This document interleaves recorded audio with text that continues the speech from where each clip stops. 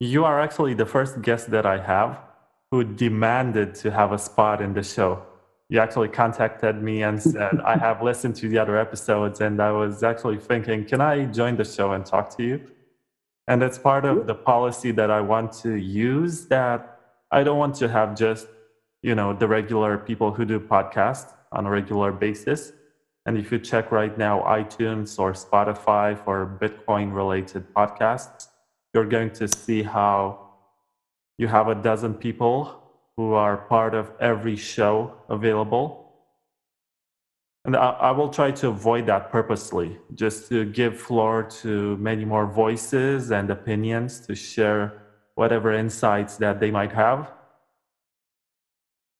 Sure, I think fresh perspectives are always nice, and was one of the takeaways from listening to the first season. You had a few people that I'm friendly with on there, and you got into some interesting topics, some roads less traveled, and that's nice. I mean, I suppose when there's not so much of a heterogeneity of the guests, the clientele, then you might start to see the same topics coming up and again. And I think that's one thing that's really important to avoid in this quite small and young community that we've got of, Bitcoiners, is not to turn into a kind of self-referential echo chamber. Yeah, and when I had one of the interviews, and I'm not going to disclose all the information, but at the end of it, I was told that there wasn't really anything new that I got from it, as in the topics had been discussed in previous interviews, and I had no idea. I don't really have time to listen to every other interview that the guests have done, just to make sure that I don't ask the same questions or I don't get the same answers and ask for something new. I'm actually hoping that these interactions are spontaneous, and they pretty much provide a snapshot of our thought process. And that's one of the reasons why I don't like to edit interviews. I don't cut parts where maybe we err or we say something wrong, because part of a conversation is to find a common ground and maybe identify something that we collectively agree as being true or being a good version of the truth. Sure, or maybe we don't agree about something, but then that's also fine. I mean, I don't think anyone's going to have enough time to listen to all of the podcasts. The number of podcasts is increasing and expanding faster than the universe at the moment. Yeah, it's a big trend right now. Everybody's doing a podcast for various reasons.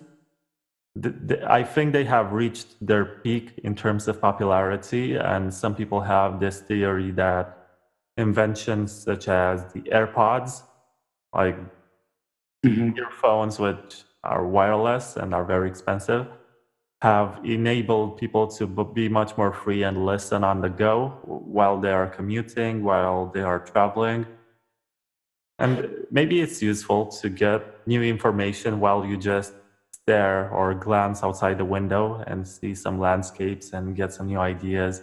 But now let's stop being so meta by breaking the fourth wall about podcasts and do an actual podcast where we discuss a topic. Sounds good. So I know that this is generic, but I usually discuss this with people. So how did you first get into Bitcoin, and what was the reason behind your decision to put so much time and energy into this invention?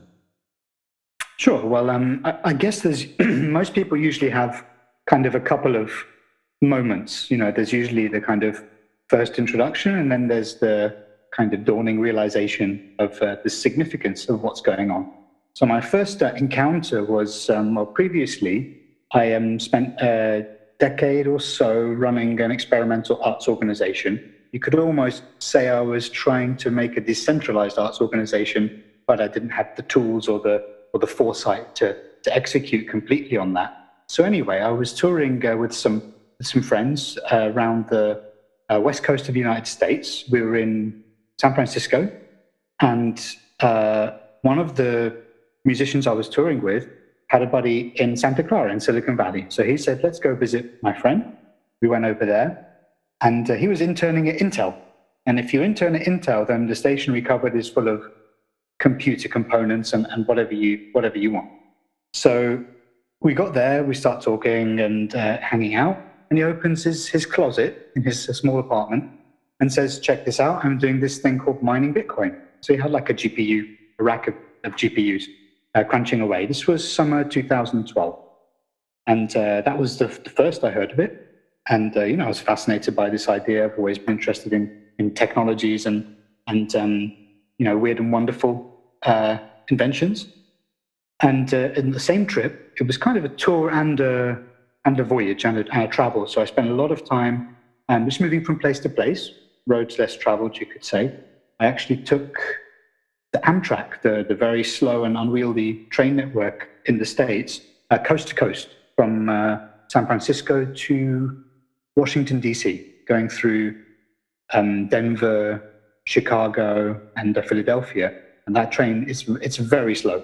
So this is a lot of time on the train. Would have been nice to have some podcasts back then. So I had lots of time to think after this encounter. And, when I got home, when I got back to Europe a few months later, I started looking a little bit more seriously into what was going on with this Bitcoin thing. Now, at that time, it's mid 2012, there's not really that much. I wasn't a computer scientist or a cryptographer, so looking at the detailed technical discussions were really beyond me. And everything else was like Mt. Gox and Bitcoinica and BitInstant, things like that. Things which have later collapsed and turned out to be kind of quite unsavory or a bit shady or a bit scammy or however you want to frame that. And so I just started observing, just continued observing, thinking about this thing, this idea of, some kind of new digital money that some anonymous person or people created and put out there. And it just sounded like a cool technology experiment, cool science experiment. And it wasn't really until the big run-up in 2013-14 and then the subsequent kind of doxing, the crash and all of that, people kind of said Bitcoin was dead after the Mt. Gox collapse. But then when you started to look at the phenomenology of the network, of it's spitting out blocks, transactions are getting confirmed, people are moving value around, and I started to get more and more interested, seeing that this thing was actually a resilient network, a resilient piece of technology. And then I started to see some more of the potential of it. And since then, I've just been going down the rabbit hole. I'm sure that's a very common theme with everybody, that you peel away the layers of complexity, you could call it like the technology stack or the ontological stack, from the social and the political to the monetary to the protocol and the data architectures and all the rest of it. Yeah, it's always like that. I mean, the story is never the same about how people discover and come across this invention, but it's always like I had that 1 month when I became obsessed with it and I read everything that I could about Bitcoin. And then I started to make up and maybe create connections in my mind and try to relate something which I have just discovered with something that I want to accomplish. And it's fascinating how people coming from so many different backgrounds can actually find usefulness and purpose in a decentralized currency that is not by any means controlled by any nation state and is completely uncensorable, and it cannot be taken away, which that's a very complicated word to pronounce, but is unconfiscatable. It takes me actually a linguistic effort to say unconfiscatable. Yeah, I also think that, because Bitcoin is this kind of ensemble of technologies and emergent phenomena and properties from this network, from this protocol, and then the monetary asset that's issued at the top of it. You can kind of think of Bitcoin as like a Rorschach test. People see different things in it depending on the lens that they view it with. And that's, I think, why you see so many people struggling to communicate with each other, talking past each other online, in person. That we, we're humans. We're kind of pattern recognizing creatures. We need to reduce things down to squash them in our heads and make sense of them. And so the little kind of stories and narratives that we tell ourselves may be quite different from the ones that other people tell them. And, of course, we all have different lives and different ways of being, different ideologies, different philosophies, and different life experiences. So everything is squashed into what you think or what one thinks Bitcoin is, or Bitcoin does, or Bitcoin can be. Sure. But generally, I like to assume, and I like it when it's not the case, but I like to assume that getting into Bitcoin is preceded by some kind of ideological mindset, which has to do much more with libertarianism or the idea of sovereignty and personal freedom. Mm-hmm. I And don't think, individuality. yes, I don't think people who like the idea of state intervention or welfare will like anything that is not controlled by the government. I guess it depends at what stage of the Bitcoin life cycle you encounter it. I mean, if you found it in 2010, you could probably be a government official and think, well, this is a science experiment. I can watch this. But you may not want to contribute to the network or transact with it or help to improve the ecosystem around it necessarily. Just getting back to one of your last points when you said that people find this thing and it's often the potential is seen in it as a function of the life experiences or the philosophy of the person. I've always been quite individualistic, I suppose. One other interesting thing in my background is that may have kind of let me afforded a special insight into it is that my family's from Iraq, this small country in the Middle East, which I'm sure everyone's heard of by now. Lots of bombs got dropped there in the last 100 years or so. And had a succession of quite unsavory characters in charge of that territory.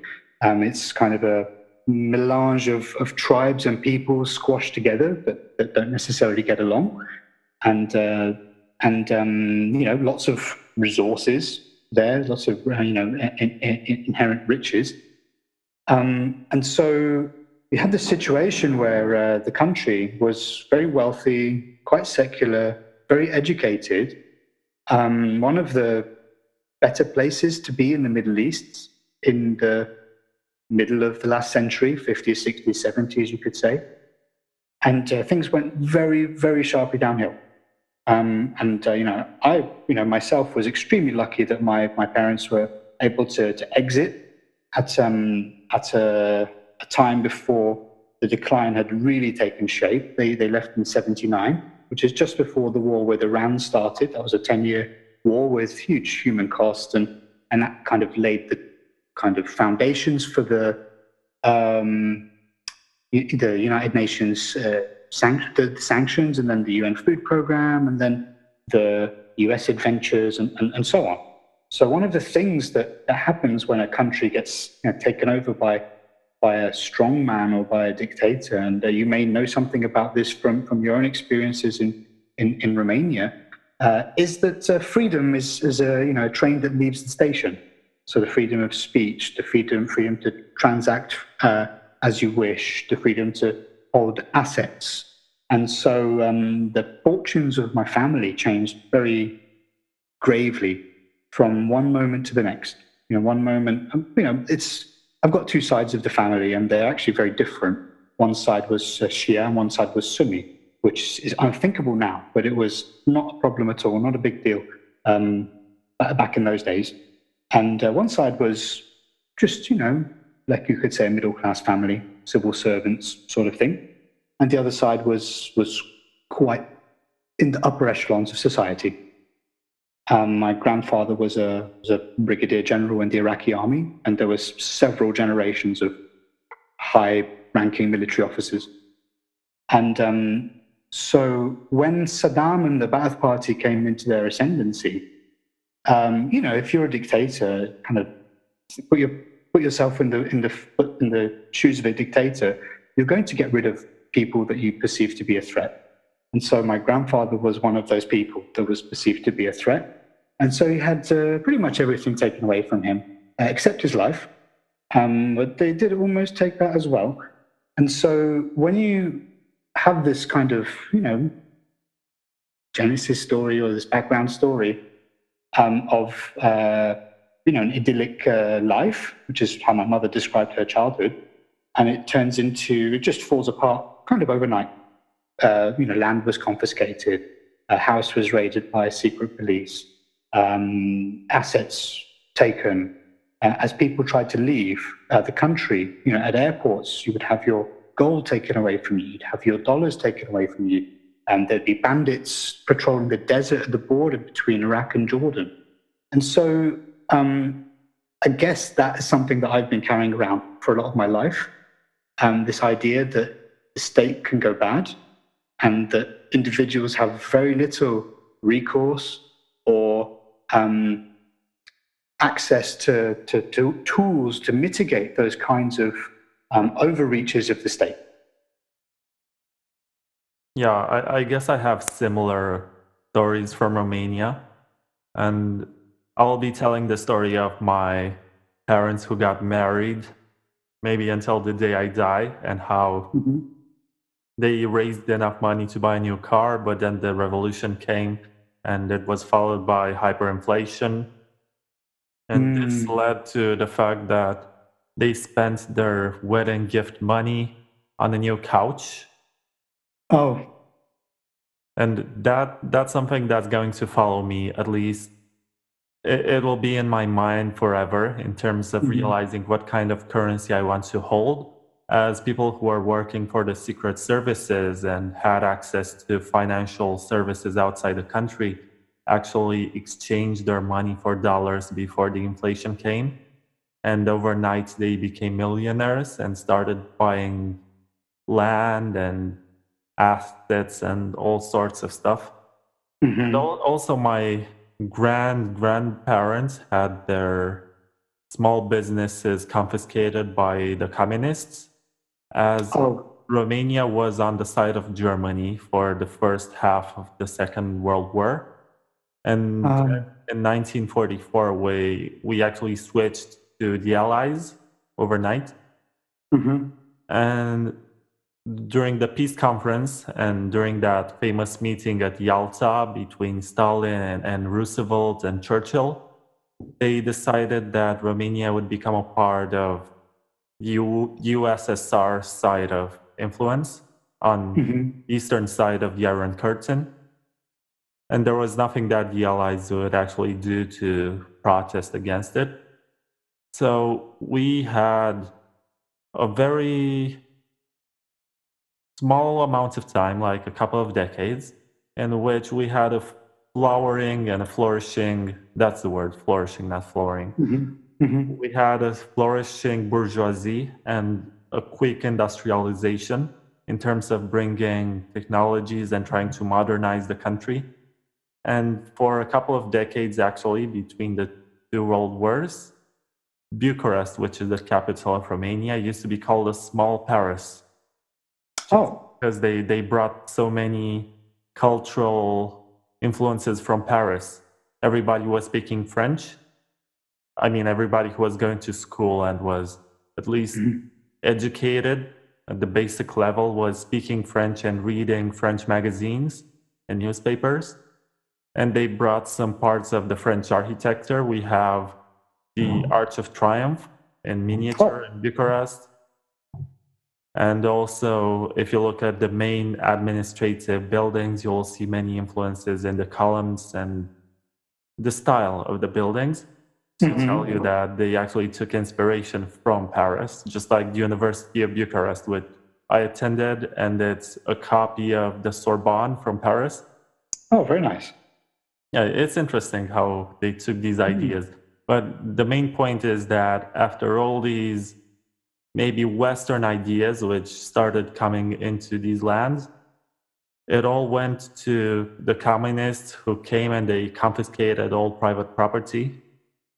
And everybody who was a business owner, not only that they had their goods and money confiscated, but they were not allowed to become a part of the new establishment.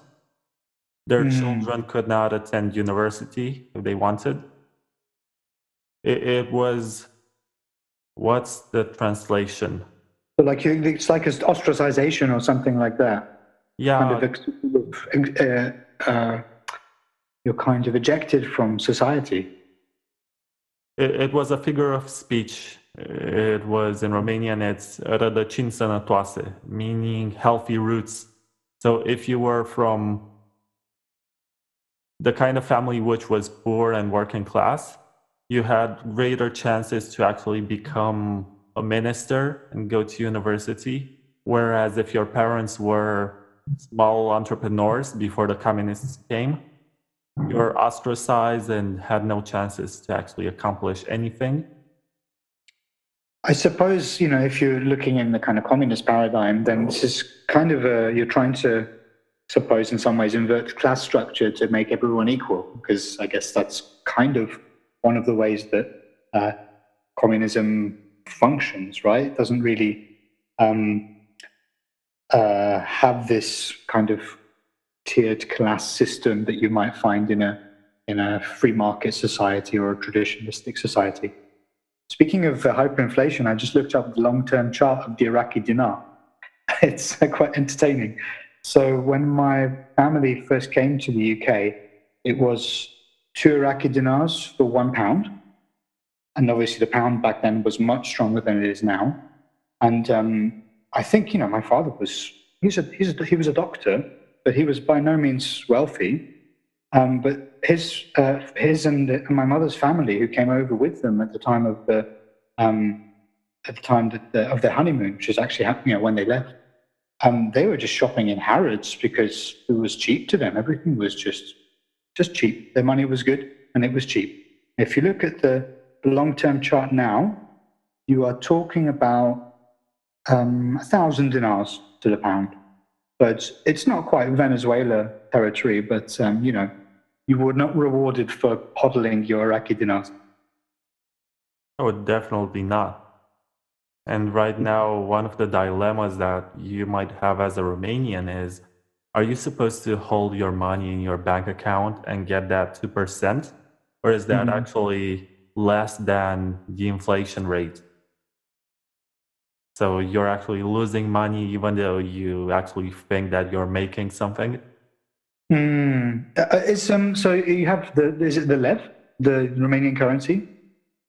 Low, yes. That's No. how. And is it, because I know Romania is now inside the European Union, but you're not inside the Eurozone. So some countries like Denmark that have a similar arrangement, they have a soft peg of the currency to the euro. Is that the case in Romania or not?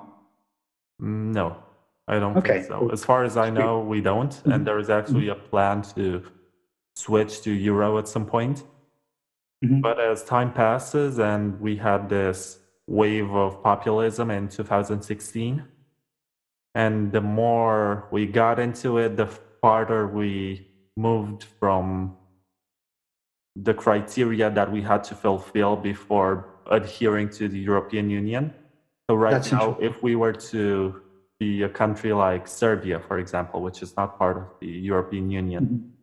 and try to become member states, we would not be accepted because in these 10 years, since we actually it's almost 12.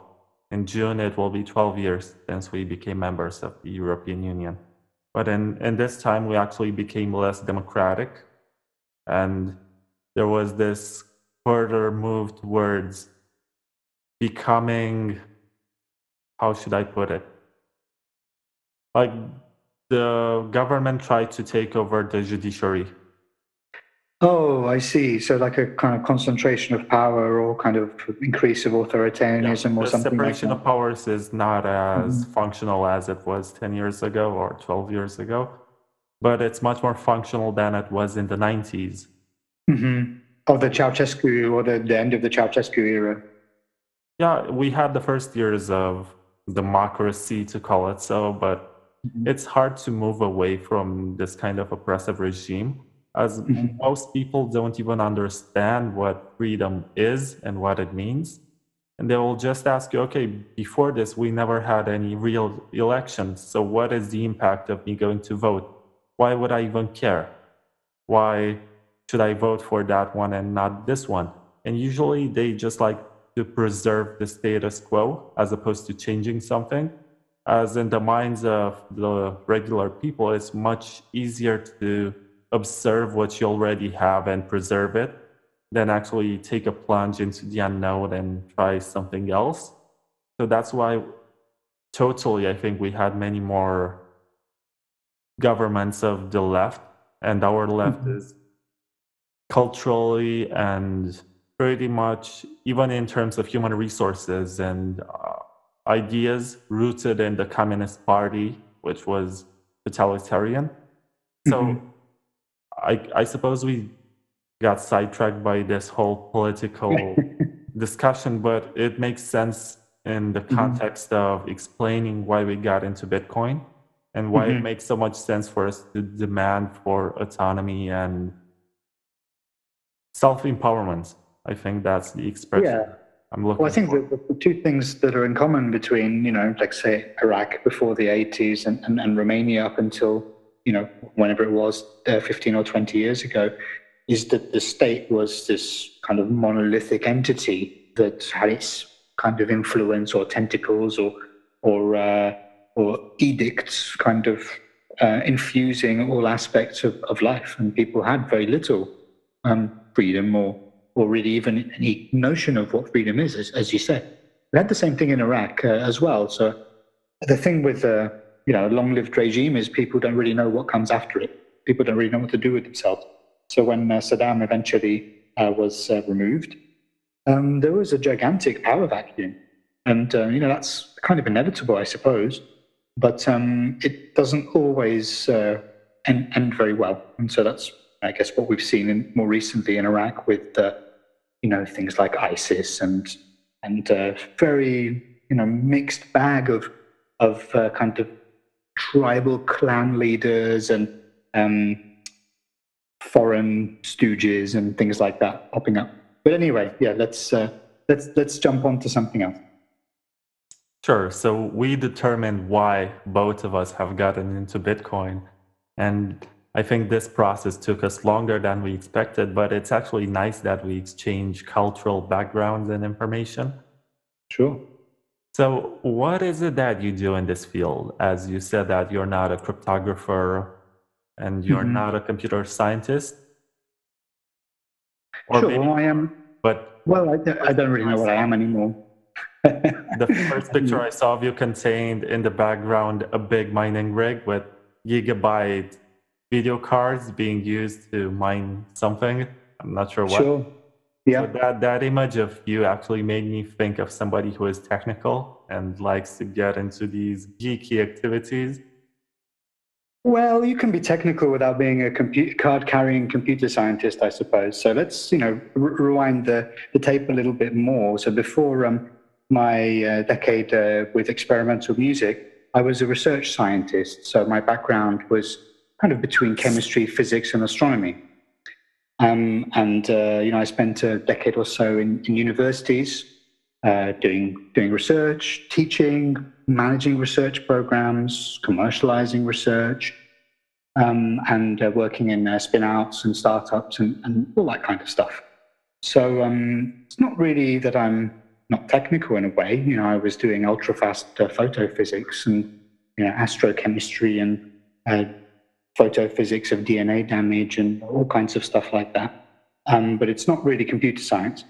So, but as time goes on, you pick up some skills if you're motivated and you're not afraid to get your hands dirty, so to speak. So I picked up some experience coding, some experience scripting, moved more towards open source software.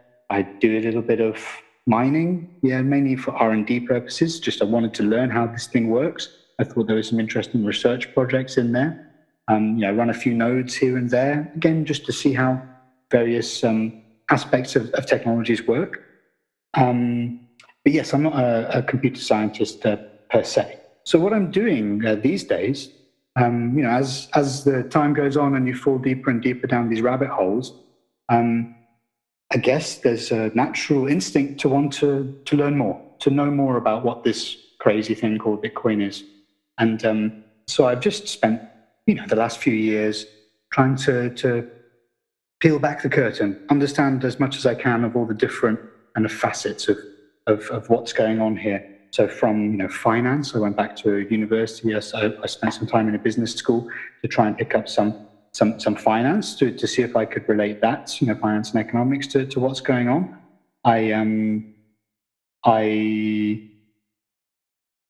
I've been spent in the last year or so. I've spent a lot of time trying to understand how consensus mechanisms and distributed systems work. Because when all is said and done, a network like Bitcoin is a bunch of computers talking to each other, passing messages to each other. It just happens that the messages are money, or have some kind of pseudo monetary value, or something like that.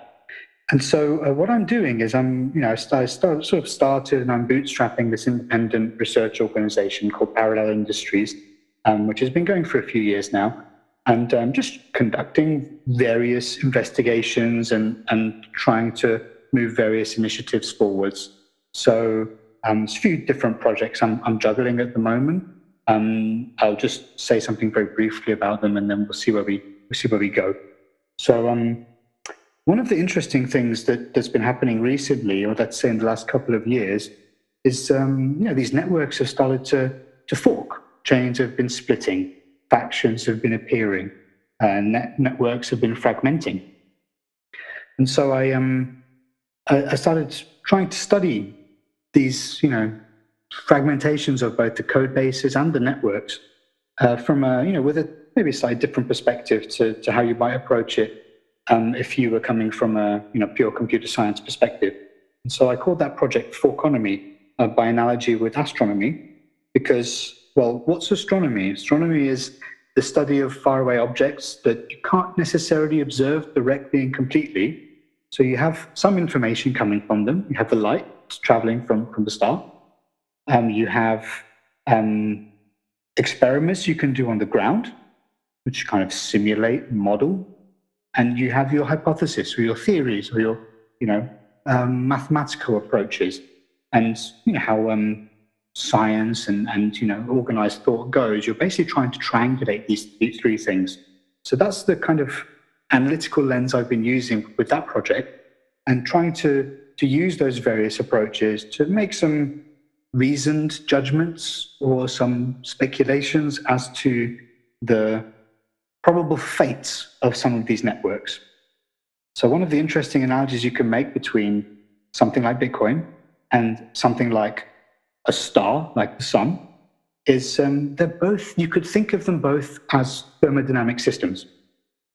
So what's the star? A star is a big ball of energy. Nuclear fusion is going on. Hydrogen becomes helium and so on.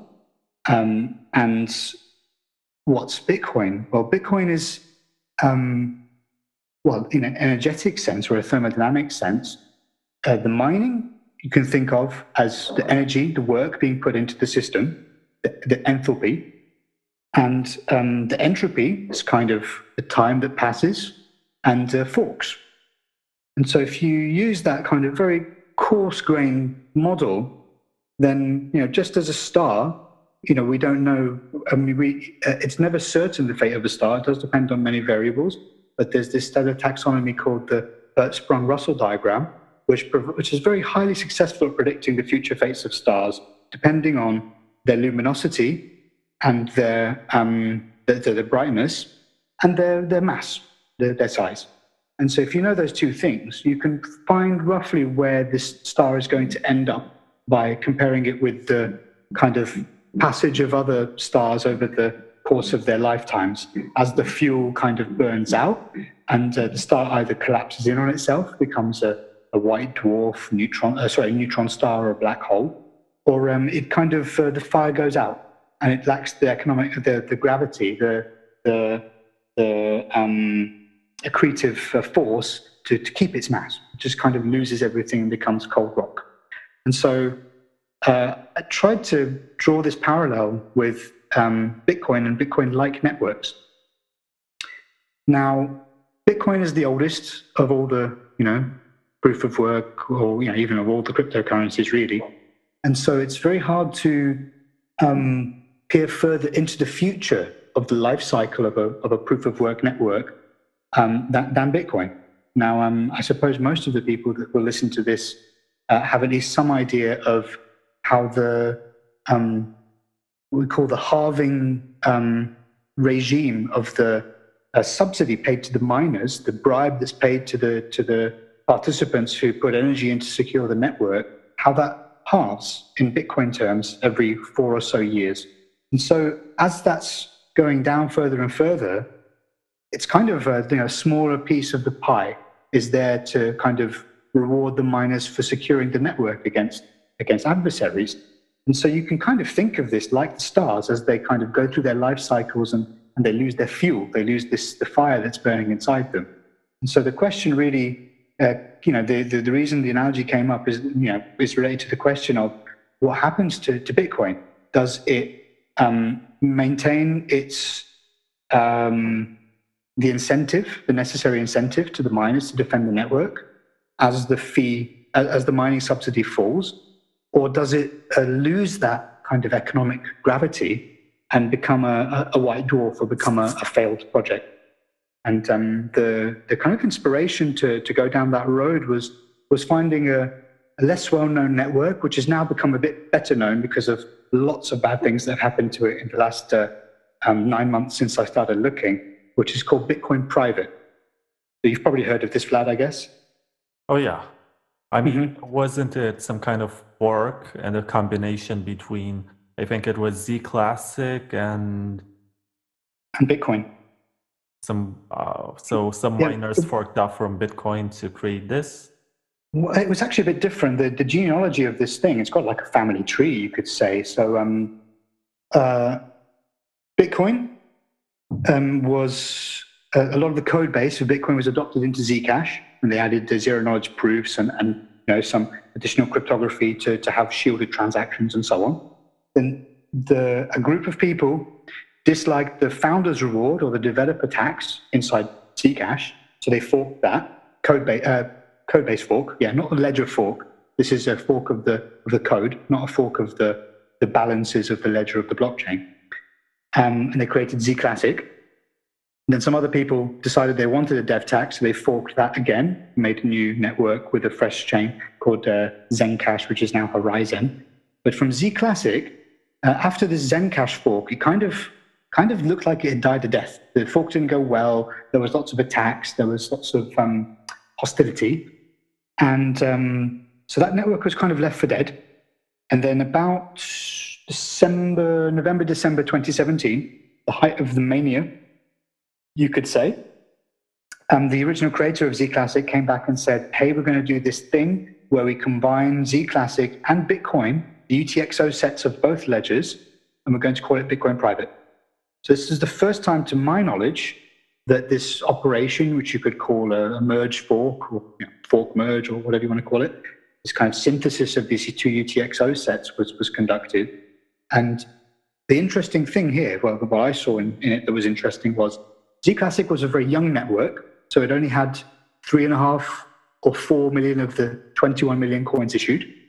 Bitcoin was you could say it was a relatively mature network, and it had about 16 or so million coins issued at that time.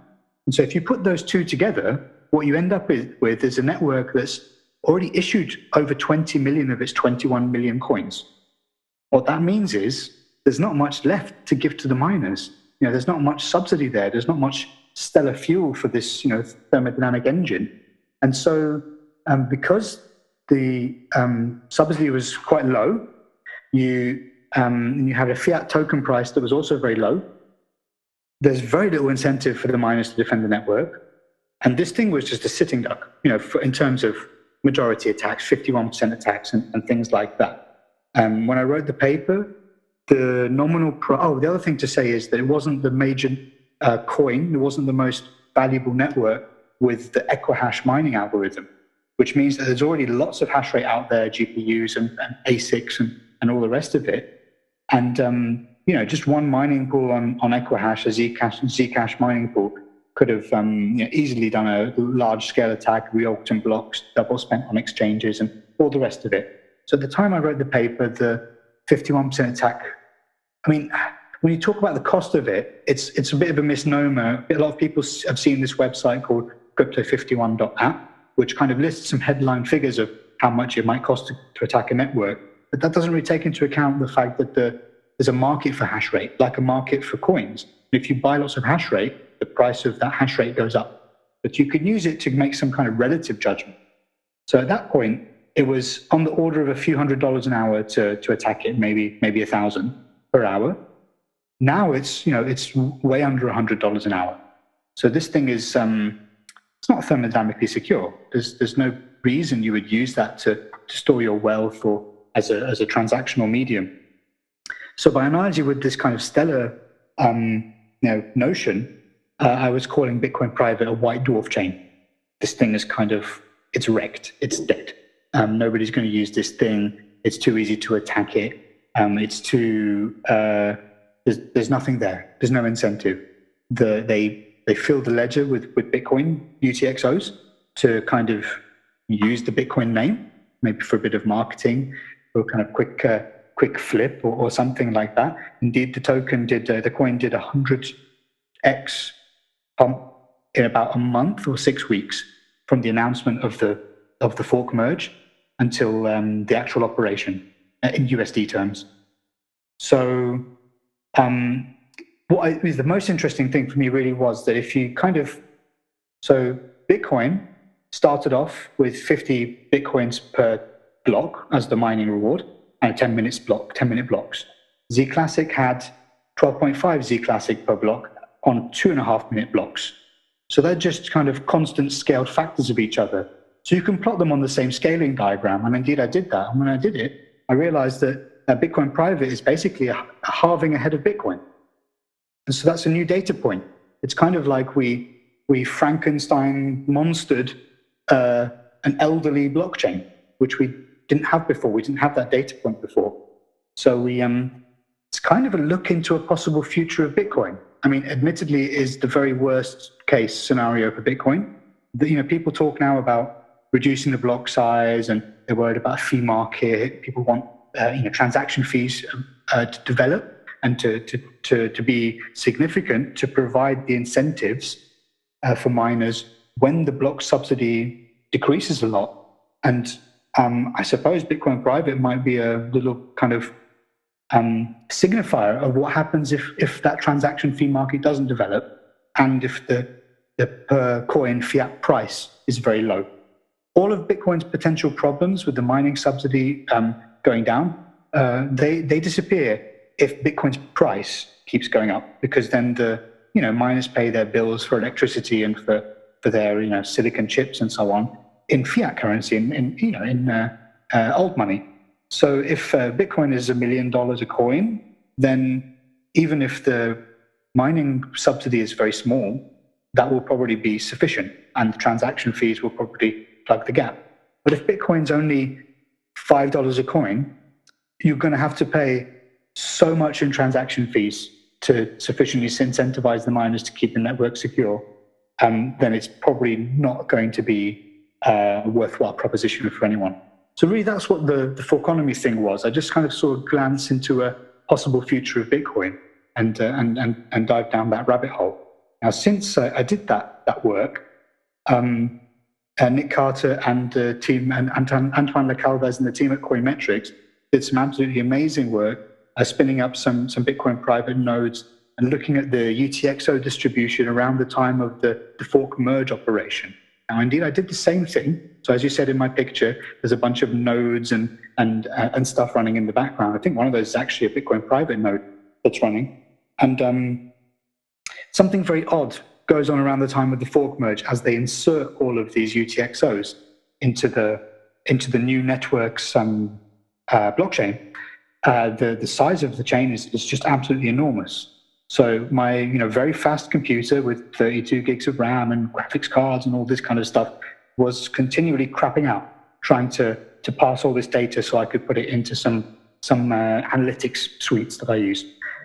And so I was looking mainly to find a potential heuristic for network health from the interblock time, for the time between blocks.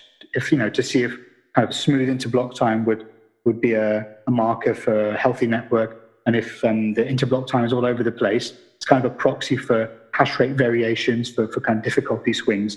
See if there was a possible heuristic there. Now they went a step or two further, and they were looking at the UTXOs themselves, and that's where they saw this gigantic pre-mine or fork pre-mine or whatever you want to call it, this hidden inflation that was put into the shielded pool of approximately 2 million coins at the time of the fork merge. So even though Bitcoin Private was already extremely wrecked, thanks to Coinmetrics and their sleuthing, it got a whole lot worse. So, in a nutshell, your case is presenting a situation where the solution to provide greater incentives for miners was to merge two coins and have their protocols developed into one. And you are projecting this as a future solution that may or may not be used for Bitcoin as the incentives to carry on with the mining operations decrease? Maybe not quite. So I would say that this kind of fork merge thing, other people are going to try this for sure, because we live in this infinite universe and people are always going to try crazy things. And more the opposite, really. Like I think this operation was a disaster, because the outstanding supply of the coin, of the ledger, is the incentive to keep the network secure. So when you run out of that incentive, you're going to have to find some other way of doing it. Like Bitcoin Private couldn't sustain a high token price, so the incentive wasn't there. And then they start to explore all sorts of other mitigations or potential solutions, in inverted commas. One of them was, let's steal Satoshi's coins. And this thing was marketed as Satoshi's vision. They did that thing. So I don't know if you can say we've got Satoshi's vision and we're going to steal Satoshi's coins. That doesn't quite sound very consistent to me. There's all these other solutions of minority networks, of networks that aren't the most powerful one on their hashing algorithm. You can do checkpointing. You can dump your latest block hash into the Bitcoin blockchain. You can do merge mining, where one cycle on a major network counts for one cycle on yours. And if somebody finds a block on the major network, they get a block on yours. You can change the chain selection rule. So you can change how the network determines which is the canonical chain, which is the most, the true history of the ledger. And a lot of these things have been tried already on minority networks. So I kind of took a little bit of a trip down shitcoin safari, looking at lots of minority networks to see that had been attacked or that had been vulnerable from these attacks, to kind of see what they did. And because Bitcoin has not been 51% attacked that we know of. And there may be a reorg here and there, but that's more just a case of the way that mining works. Miners are always looking for blocks. There is no kind of single solution that's valid to finding a block. You just have to find a hash which is sufficiently low that it fits under the difficulty requirements. So it's totally within the normal operation of the network that two sets of mining pools or mining participants can find a valid block, and then it's just a race to propagate those across the network and see which one holds. But no, I wouldn't say that there's any good design lessons in Bitcoin Private. Quite the opposite. It's kind of like a menu of what not to do if you want to not have your network collapse and fall apart. Well, I guess there are lots of people who look at altcoins and forks of Bitcoin, and they say that they should not exist and they are irrelevant and they are just a waste of time and money. But actually, they are very interesting in terms of providing data for worst case scenarios. And we can see what's going to happen with big blocks, what's going to happen if you merge two protocols into one. if you mess with the incentives and create pre-mines, you get to see on a practical level what attracts people, what causes the market dynamics to shift, and where it all goes wrong, one way or another. So, Hmm. from this point of view, I guess the forks are very educational, even though they are a bad investment for anyone. Oh, yes, I absolutely agree with you. And that's one really important thing to separate out here is that, as a researcher or as a kind of investigator or a sleuth or a nerd, you might be interested in something as an experiment, something as it's a mutated strain or something like that. But that doesn't mean you want to put your money in it. That's all your life savings or, something to pass down to your descendants. I mean, those two things are very different in my opinion. And so you really, you know, it's one of the kind of memes or one of the kind of themes in Bitcoin that people are saying that Bitcoin trains you to have this long-term mindset, this low time preference, or however you want to call it. And I don't see that in most of the other projects. I see very short-termism, kind of growth hacks, you could say, like quick, short pumps and dumps and flips to try and get some cheap attention, um, and burn out whatever fuel you've got as quickly as you can to get noticed, and then disappear in a wisp of smoke. There's a really interesting saying from I can't remember if it was Jesse Livermore or another one of these old storied investors that in the short term the market is a voting machine. In the long term, it's a weighing machine. And I suppose from that you can take the lesson that short-term sentiment, market prices and so on, aren't necessarily an indicator of the long-term viability of a particular technological choice. But I totally agree that all these different forks, they're kind of like different timelines. I mean, you might be a bit too young to have seen Back to the Future. I'm not sure, No, but I've seen it. It's a okay, good. cult classic. Good. So that's how I think of these things. So in Back to the Future 2, or the end of Back to the Future 1, I think it is, Biff gets the almanac from his future self with all of the results of all of the sports events that are going to happen. And then, he uses that to become the inverted commas luckiest man in history, and, amasses a huge amount of wealth. And then, part of the second film in that trilogy is in the alternate timeline, the kind of dark side timeline where he resembles a lot, Biff resembles a lot a very well-known, very important person in the United States at the moment. I'm not going to say who it is, but I think it's pretty apparent to a lot of people. So he's amassed a lot of wealth. They're living in this kind of dystopian reality or alternate reality, and the film kind of flips between these two timelines. I kind of see these forks as a similar kind of set of parallel dimensions or set of parallel timelines. And so it's valuable to have all of these different alternate realities that we can explore. Obviously, these things have blockchains, they have open ledgers and networks. We can study them, we can examine them, we can see how these things go and the various design choices. It's a bit like the Cambrian explosion in Earth's history as well, where the complexity of life on Earth increased and proliferated very rapidly as we moved from the sea to the land. So, whereas I may not be particularly wild about terabyte blocks or hidden pre-mines or even very short block times or unaudited smart contracting virtual machines, I'm all for people doing these experiments. I just wish that people would be a bit more responsible and honest in reminding everybody that these are experiments.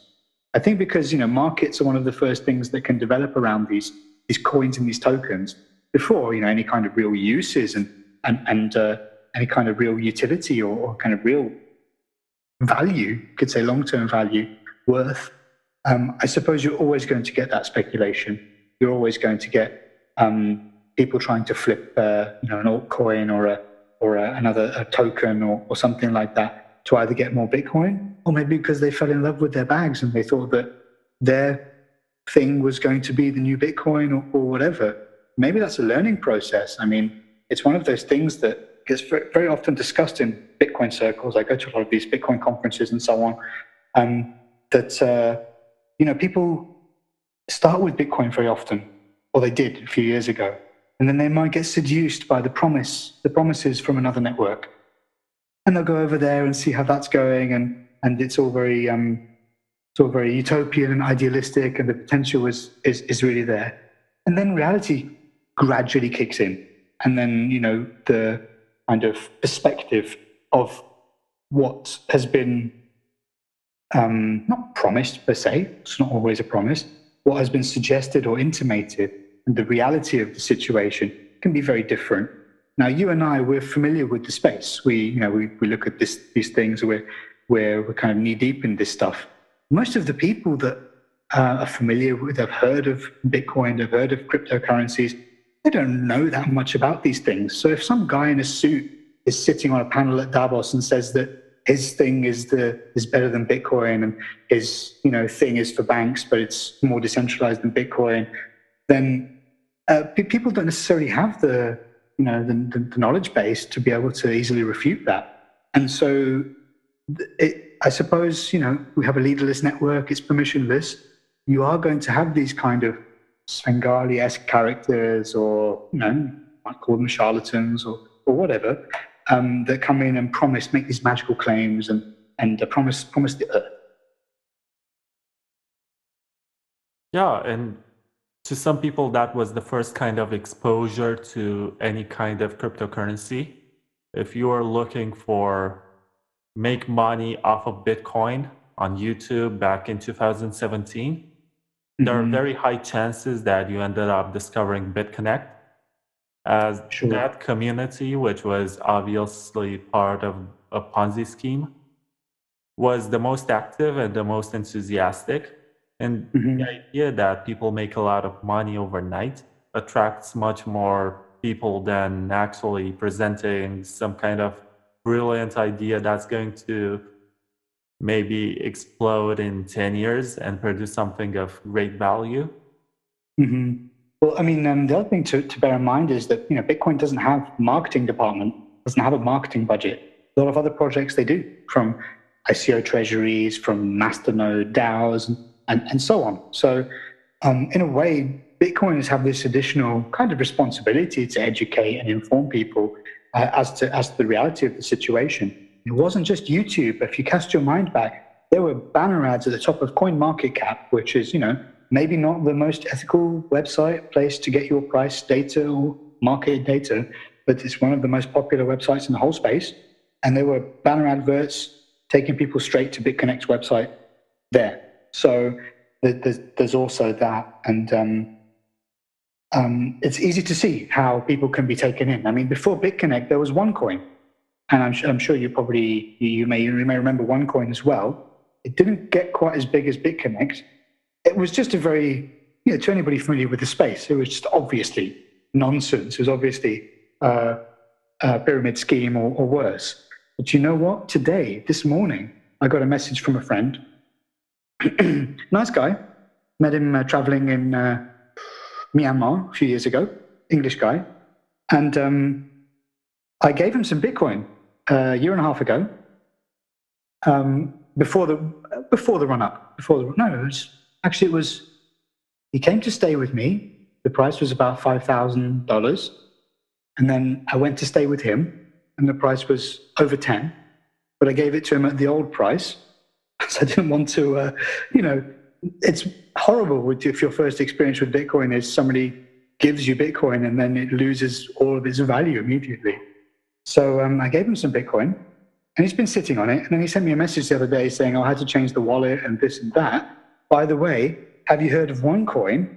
My friend's father is telling us to invest in it. I didn't even know this thing was still going. I thought they put some people in jail and shut it down, but maybe it's still going and we just don't see it because it's not marketed to us. It's not marketed to people that are familiar with Bitcoin, cryptocurrencies, and so on, because they know that we're not going to fall for it. Because this thing is a small, world and it's growing, much as, there's quite a few well-known people that used to be Bitcoiners that aren't Bitcoiners anymore, that seem to have the same approach, which is try to catch people at the turnstiles, catch people as they're coming in. When they don't know anything, they don't know any better, they don't know the difference between a BTC and a BCH and a BSV, and a BTCP and so on, because it is confusing. And when you know less, when you never know less than you do uh, in that moment. When you first arrive, you know almost nothing, and a lot of people don't have a friend to look over their shoulder to kind of warn them or to give them advice. Yeah, I agree with that, but at the same time, I think OneCoin is something different right now. As I looked it up at some point, and it was an ICO, and the OneCoin of which that used to be a Ponzi scheme was, Mhm. I think, made in Bulgaria or something. And the point Dr. Ruja Ignatova, yeah, she was Bulgarian. Well, she was the face of it anyway. So this is a different project then. That's interesting. it is, and I think it's Korean or something.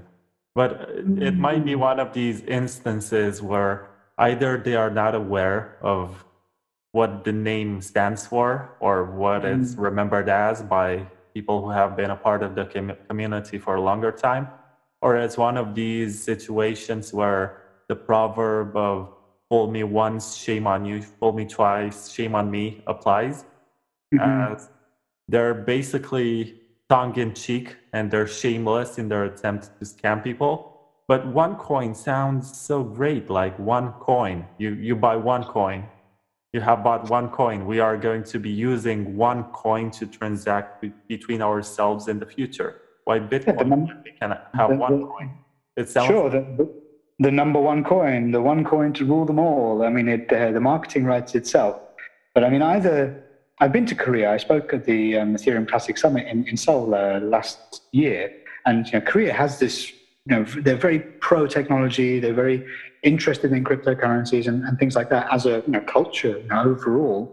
But it still seems far fetched that they wouldn't have done an English language web search and saw that there was this tainted project that had this negative history and still used the title, unless, as you say, it's kind of a joke. I mean, I don't remember if you remember there was a project called PonziCoin. A bit over a year ago, I found that, and they were just saying, "Hey, we're a Ponzi scheme, but it's honest." A bit like that FOMO 3D corporation game.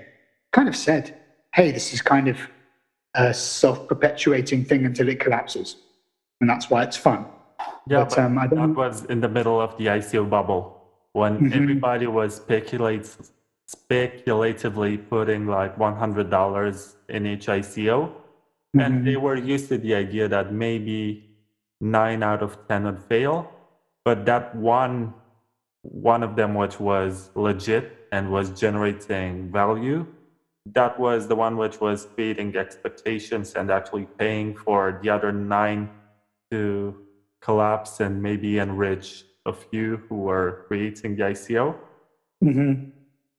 Yeah, it's almost like the venture capital model, right? Early stage entrepreneurial funding kind of works on this same model where people will fund things in a very early stage. There'll be very little chance that this thing will get to a successful exit, but if it does get to a successful exit, you might be looking at 50 times, 100 times, 200 times, 20 times return on investment. But of course, the difference between kind of early stage VC model and the ICO model is the incentives of the ICO model, at least of the 2017 vintage, were just completely upside down. This was people were shelling out, were issuing these tokens for nothing, cost nothing to issue them, or pretty much nothing. And there's very little in terms of claims, or in terms of rights, or in terms of things that are really promised beyond, some nice graphics in a PDF. That was about it, I guess. Maybe a website, maybe some wallet, or a little bit of a smart contract or something like that. And so I guess that's one of my main problems with that whole thing. And maybe it takes us on to one of the other projects that I'm working on, because I was just editing a manuscript I'm preparing, and I was just going through the bit where I was taking the ICO incentive model, at least of 2017, to task. Yeah, I remember that enthusiastic period of time when somebody would come up with one wild idea, and even if it sounded stupid, if they were able to write a white paper and create a website, they would find people who are enthusiastic about it and say, you know, this actually has potential, or this can be the future, or whatever. They would have big communities on Telegram. But at the end of the day, I think it was just pure speculation, and nobody Yeah. actually cared about developing the project or advancing with the roadmap. They just wanted to buy the tokens before the ICO, and on the same day when that project ICO'd and the public had access to buy the tokens on exchanges, they would dump it and maybe maximize their early investment. I guess. Sure, and even even the way that and even the way that insiders were given tokens at discounts, and they could dump them on retail as exchanges listed this thing. It reminds me of this really interesting book and paper and a talk online by a chap called Nick Gogarty, who's from SolarCoin, and I can't remember what the paper is called right now, but the concept is called network capital theory. So he's trying to look at all kinds of monies as protocol networks, and trying to figure out a way that you can connect the dots between the different drivers of a price. So if you think about, like, if, Vlad, we want to make a transaction, say you've got some nice Romanian bread, and I would like to purchase it at some point in the future.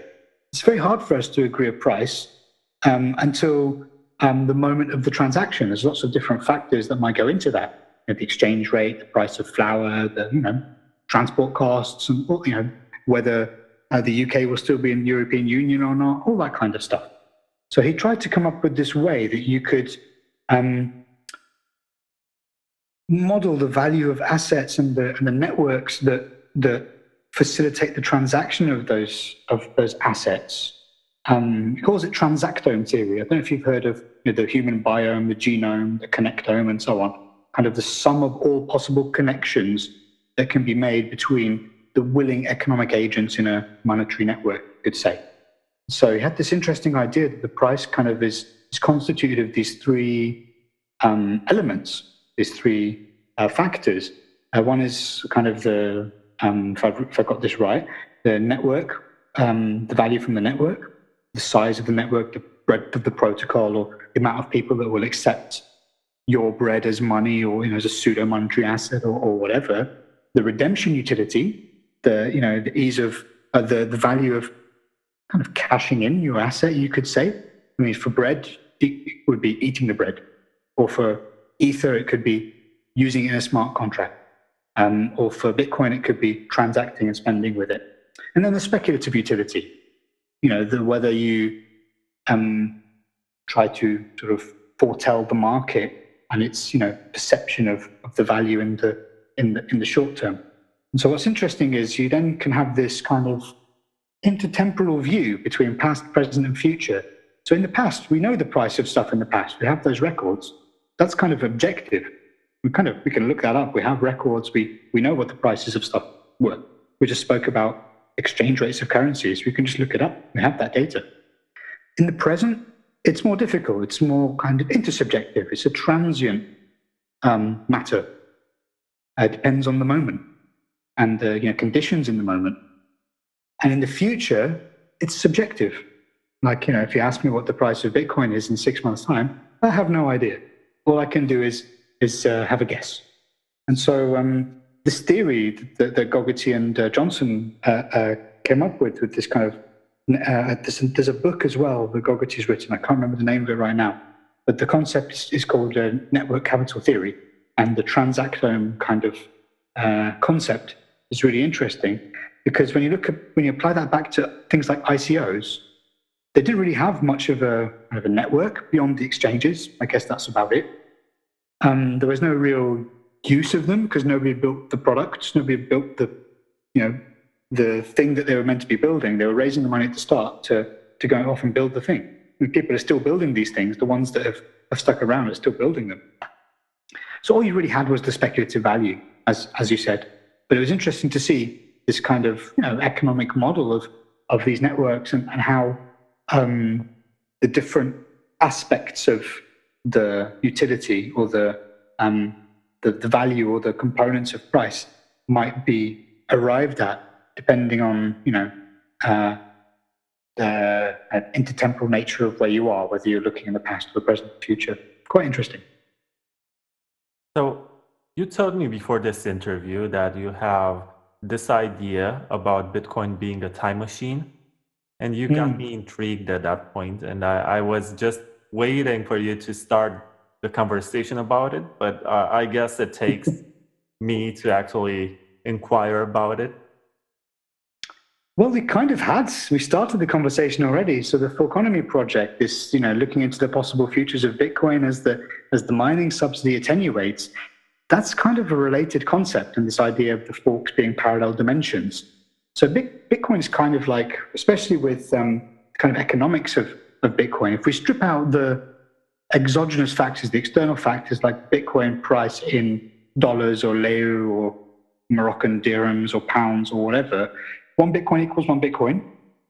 Every block, every 9.5 minutes or 10 minutes, 12.5 Bitcoins are created in a Coinbase transaction.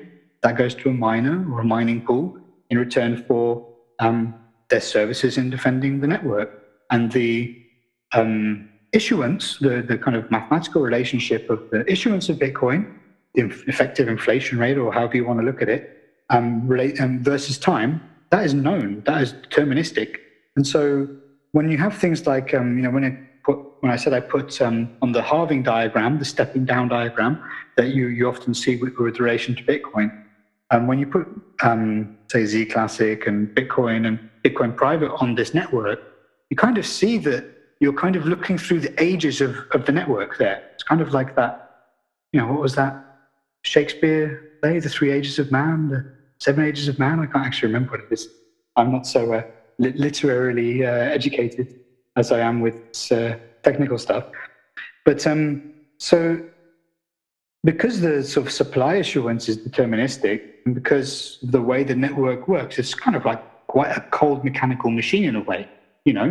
Energy goes in, blocks come out, blocks get appended to the chain. The blocks contain transactions. The history of the ledger is updated. By looking at these different coins that are in different regimes of the halving, or indeed looking at Bitcoin as it progresses through its life, that's kind of this idea of Bitcoin being a time machine. That we can rewind back and look at Bitcoin's past when it was a young upstart, when it was in its inflationary phase, when the effective inflation was very high.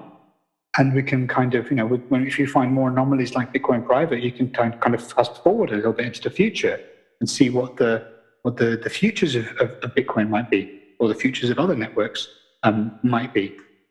So really, that's where that concept kind of came from.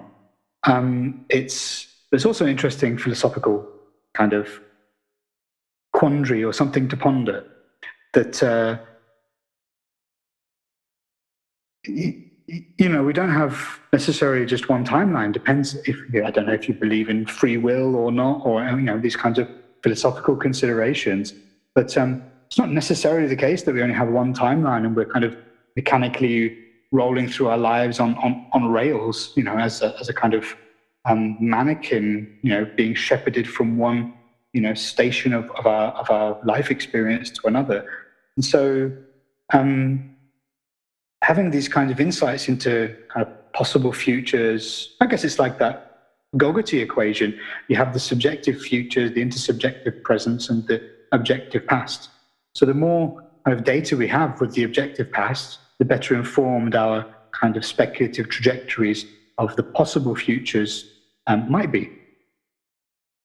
So let me ask you a more practical question, which is much more rooted in practical and everyday affairs.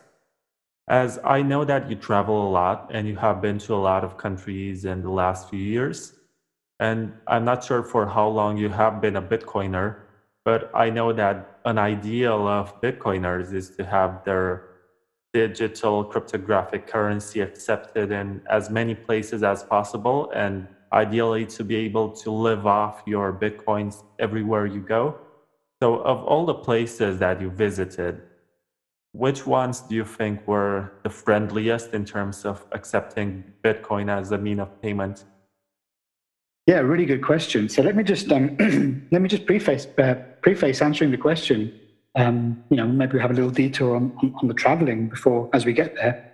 So I wasn't really interested at all in traveling when I was younger. I was just a nerd. I was chained to a laboratory desk, operating large lasers, and that was my thing. And then I got to my late 20s. I left the university after a decade or so and realized that I kind of misspent my 20s. I could have spent those, adventuring around the world. And so I kind of went off and did that. Started traveling around Europe a lot with music, bouncing around from many of the same places where we were doing our very niche kind of experimental music, Berlin, different parts of Holland, or the Benelux and lowlands in general, Spain and Portugal, Malta, west coast of the States, Scandinavian countries, all around Europe, really. Not so much to the east, but let's say Western, Northern, and Southern Europe. And then as I started living more and more on the road, it started to become a bit more advantageous to understand really how travel works. I guess it's the same as Bitcoin. If you spend all your time thinking about Bitcoin, you want to know how it works.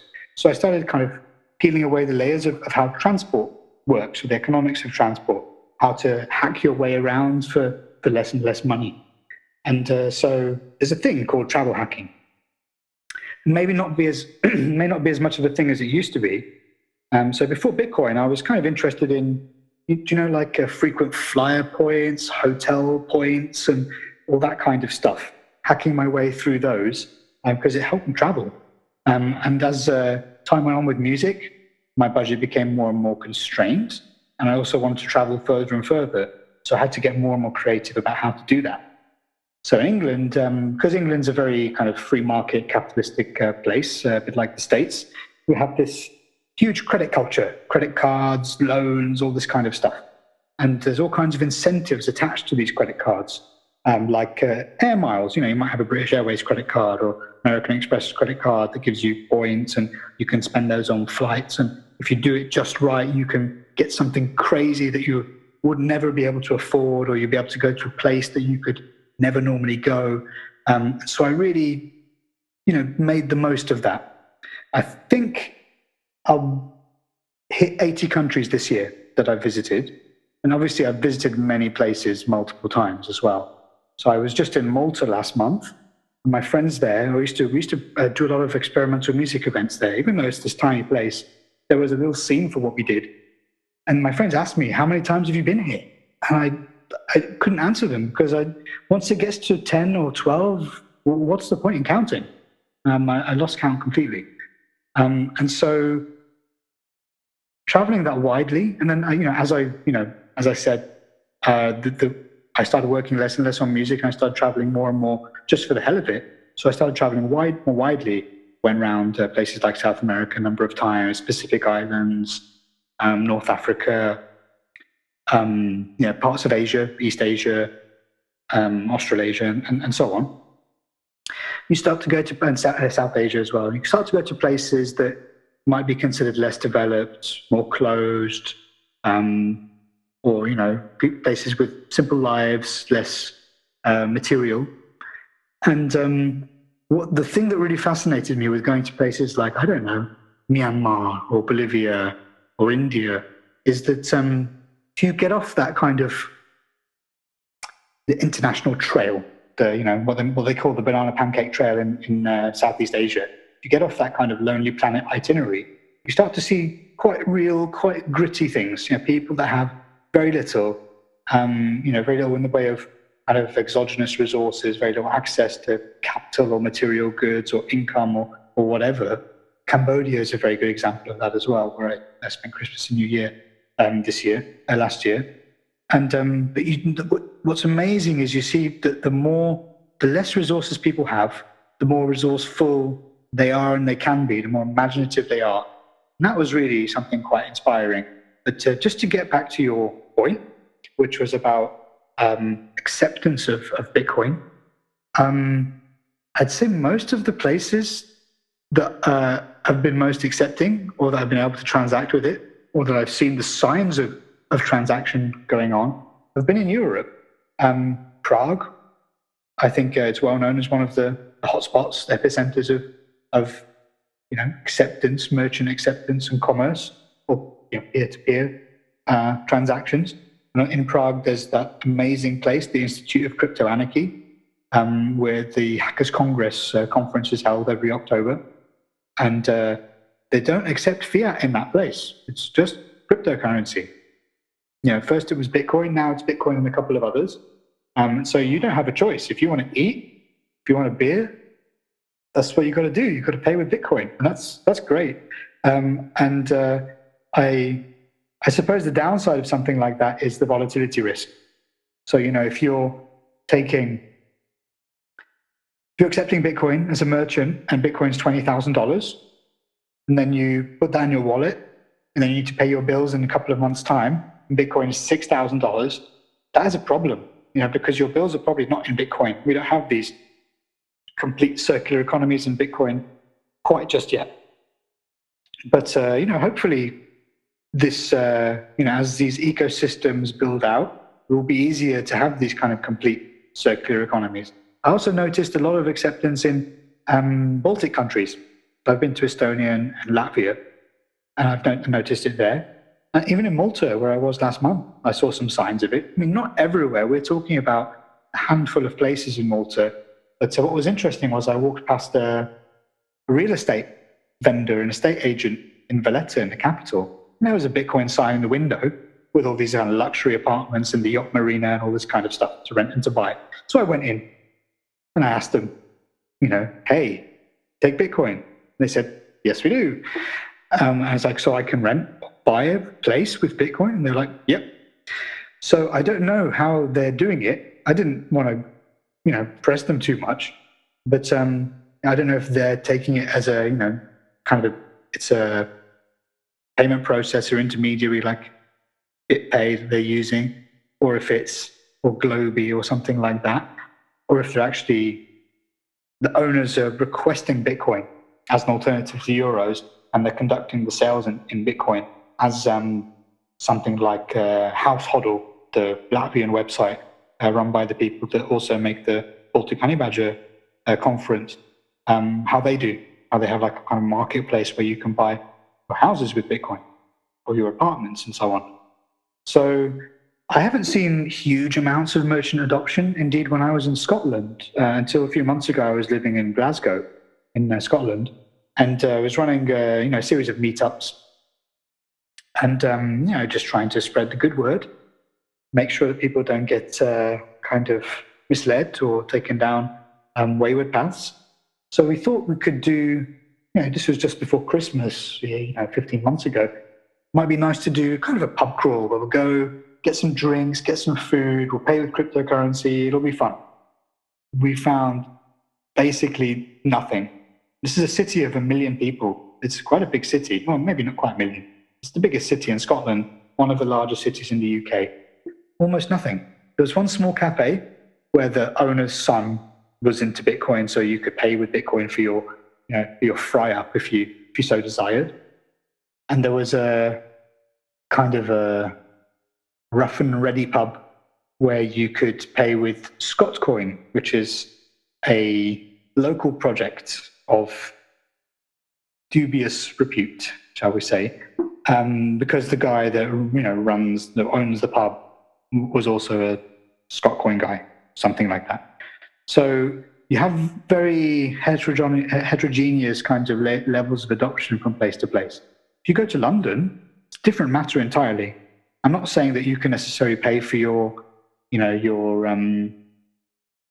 Caesar salad in a Carnaby Street cafe with Bitcoin more often than not, but you can find places and ways to transact. There's a black cab, a taxi, traditional London taxi that drives around. It's called the BTC Black Cab. You can find it on Twitter. You send it a DM if you want a ride. You can pay in Bitcoin or Lightning. So there are little kind of pockets of adoption coming now. Now, what I foresee, or what I hope for, is that as the kind of ecosystems build out and the on and off ramps between fiat and Bitcoin kind of get proliferate in type and diversity and number, then there'll be a lot of this friction will be removed. There's some really interesting projects in the UK, like Azteco, which is Bution's project, and Fast Bitcoins, which is Danny Brewster's project, which are kind of like point of sale vouchers. So if you think of a phone that's kind of in a case attached to a little printer, then they can just, if you're in person in a shop, you can hand them cash or whatever. They can print you a little voucher, and you go off to the website, and then Bitcoins go to wherever you tell it to go. So things like that will start to remove some of the friction, because we still need that some more infrastructure to be built out and mature to have these circular economies. Yeah, sorry, I accidentally turned off my microphone. Anyway, Right.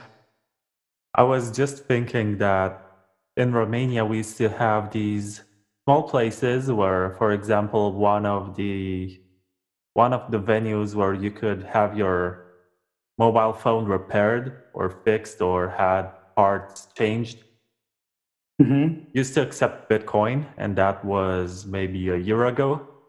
And Uh-huh. they had this big logo of Bitcoin right on the window of the shop.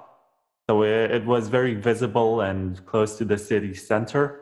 And there was also a pawn shop which accepted Bitcoin and Ethereum and XRP and Monero, and I think also Litecoin. Mm-hmm. And they were basically giving you about 5% less than the coin market cap price. So you could do crypto to fiat trades Mm. instantly with the owner. But in recent months, I saw them closing down. And last You month, mean the shops closed down, or they just closed that payment option? they closed down the payment option. Mm-hmm. They just gave up completely on Bitcoin. And I don't Mm-hmm. think it was because of the bear market. I think it was because of regulations and tax reasons, and maybe Mm. that they received a couple of visits from the financial authorities and they were asked about how much of these digital assets they were holding. And there was no framework up to last month. There was no way to actually tax cryptocurrencies. And now they created a law which I'm not sure if it was enacted as in signed into law Mm. yet, but it was about taxing crypto gains. But gains are defined as the kind of profit that you're making when you transact from crypto to fiat. So Sure. if you make crypto to crypto gains, as in increasing the amount of Bitcoin that you're holding, then you're not liable to pay any taxes because you're not holding any kind of currency that is recognized by the government, obviously. And that's quite sensible. Like, it's a kind of a pragmatic way of approaching these things, that you kind of think of cryptocurrency as a basket you hold. And as you exit that kind of sphere of that basket, then it might trigger a taxable event. That's much more sensible than the way things have been in the States, where every trade that you might make from one cryptocurrency to another counts as a taxable event. And really, I think one of the drivers of the negative sentiment and, possibly by extension, the bear market is this unclear legal regulatory status, lots of ominous words from government types, regulators, and so on. And that's something I've been looking at as well. Maybe there's ways that we can develop tools that can educate lawmakers and regulators a little bit.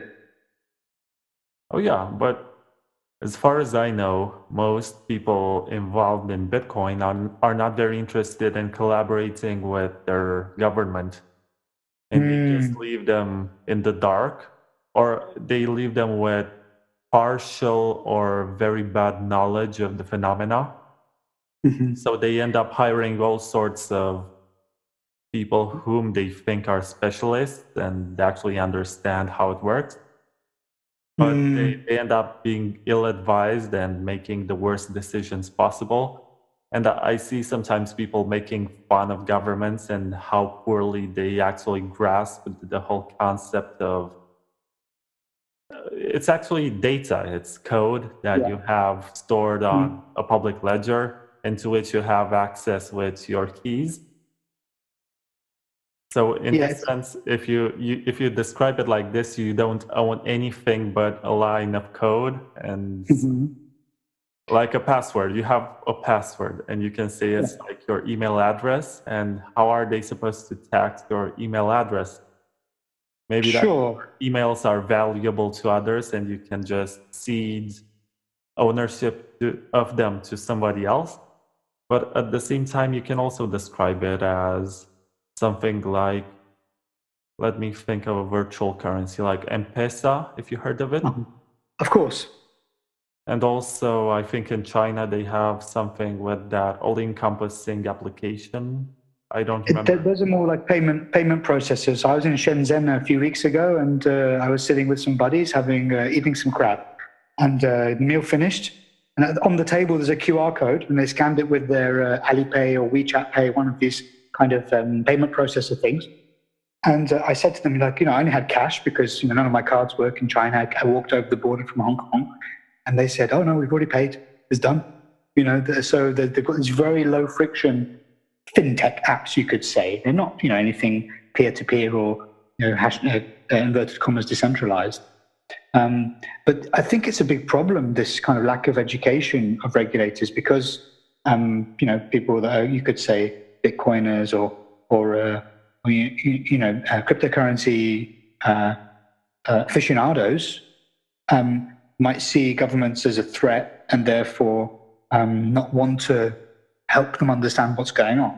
And other people take a different perspective, which might be more that if regulators and lawmakers and the like were a little bit better educated about what's going on here, what these assets are really like and about, then that might help them make less or better informed judgments. And then might be able to see the similarities and differences between things. I mean, one of the biggest problems we have right now is that when people think of, inverted commas, cryptos, they lump into this gigantic bucket Bitcoin, XRP, and, 24 ICOs, and they just call them the same thing. When, in reality, these things are very different. I mean, just they have some similarities in terms of the way that they're constructed, kind of the technological paradigm from which they originate, but many of their characteristics are very different. So, yeah, I've taken it upon myself to develop some, you could call it like a taxonomy project. I'm working on kind of classification and characterization concepts, things that somebody non-technical could use as a tool to try and tease apart similarities and differences in a subjective sense between these things. So maybe that would help them see, for example, that Bitcoin is more like a lump of gold than it is like Apple stock. But then XRP might be more like Apple stock than it is a lump of gold. So just those very kinds of basic, easy to understand things. And I also totally agree with your point about the people that end up advising the governments. Largely, it's a net negative. I guess you could call them the blockchain experts of LinkedIn, the people in suits that kind of come from banking or fintech backgrounds. That there's a bandwagon passing by and they jump aboard it, and it's easy to call yourself an expert when nobody else knows what they're talking about. You can wave your hands around and use some buzzwords, and then you're an expert, and then you're on the panel, and then you're advising the central bank, and then you're advising the regulator. So those kinds of things are dangerous. But there are some people with their heads screwed on that understand Bitcoin very well that are also talking to lawmakers and regulators and central banks. I know some of them, so that's promising in itself. I agree, but as you said, there is a large difference or huge difference between what we have in Bitcoin and what we see in XRP. And usually people confuse the idea of fintech with Bitcoin, and they Mm-hmm. are very different in their origins and in their purpose and in their methods.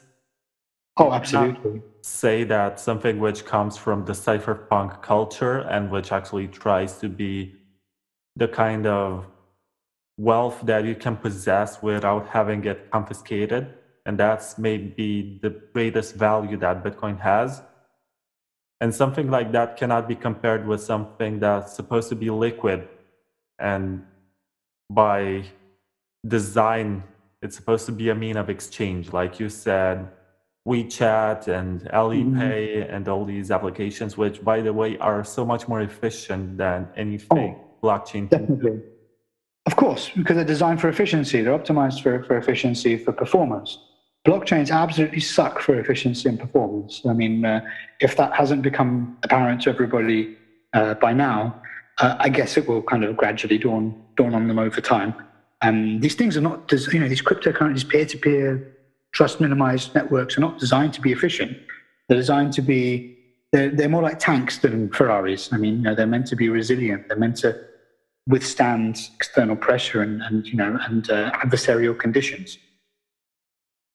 But I meet a lot of people who tell me that I'm short-sighted in my belief in Bitcoin, and there are so many use cases for the blockchain that are being experimented right now, and that IBM and Carrefour and some other business venture, large corporation has found some kind of application that is very much efficient, and it's going to revolutionize the way that we use maybe transactions and we track down, because that's the whole purpose of a blockchain. You have it written down and it's immutable theoretically.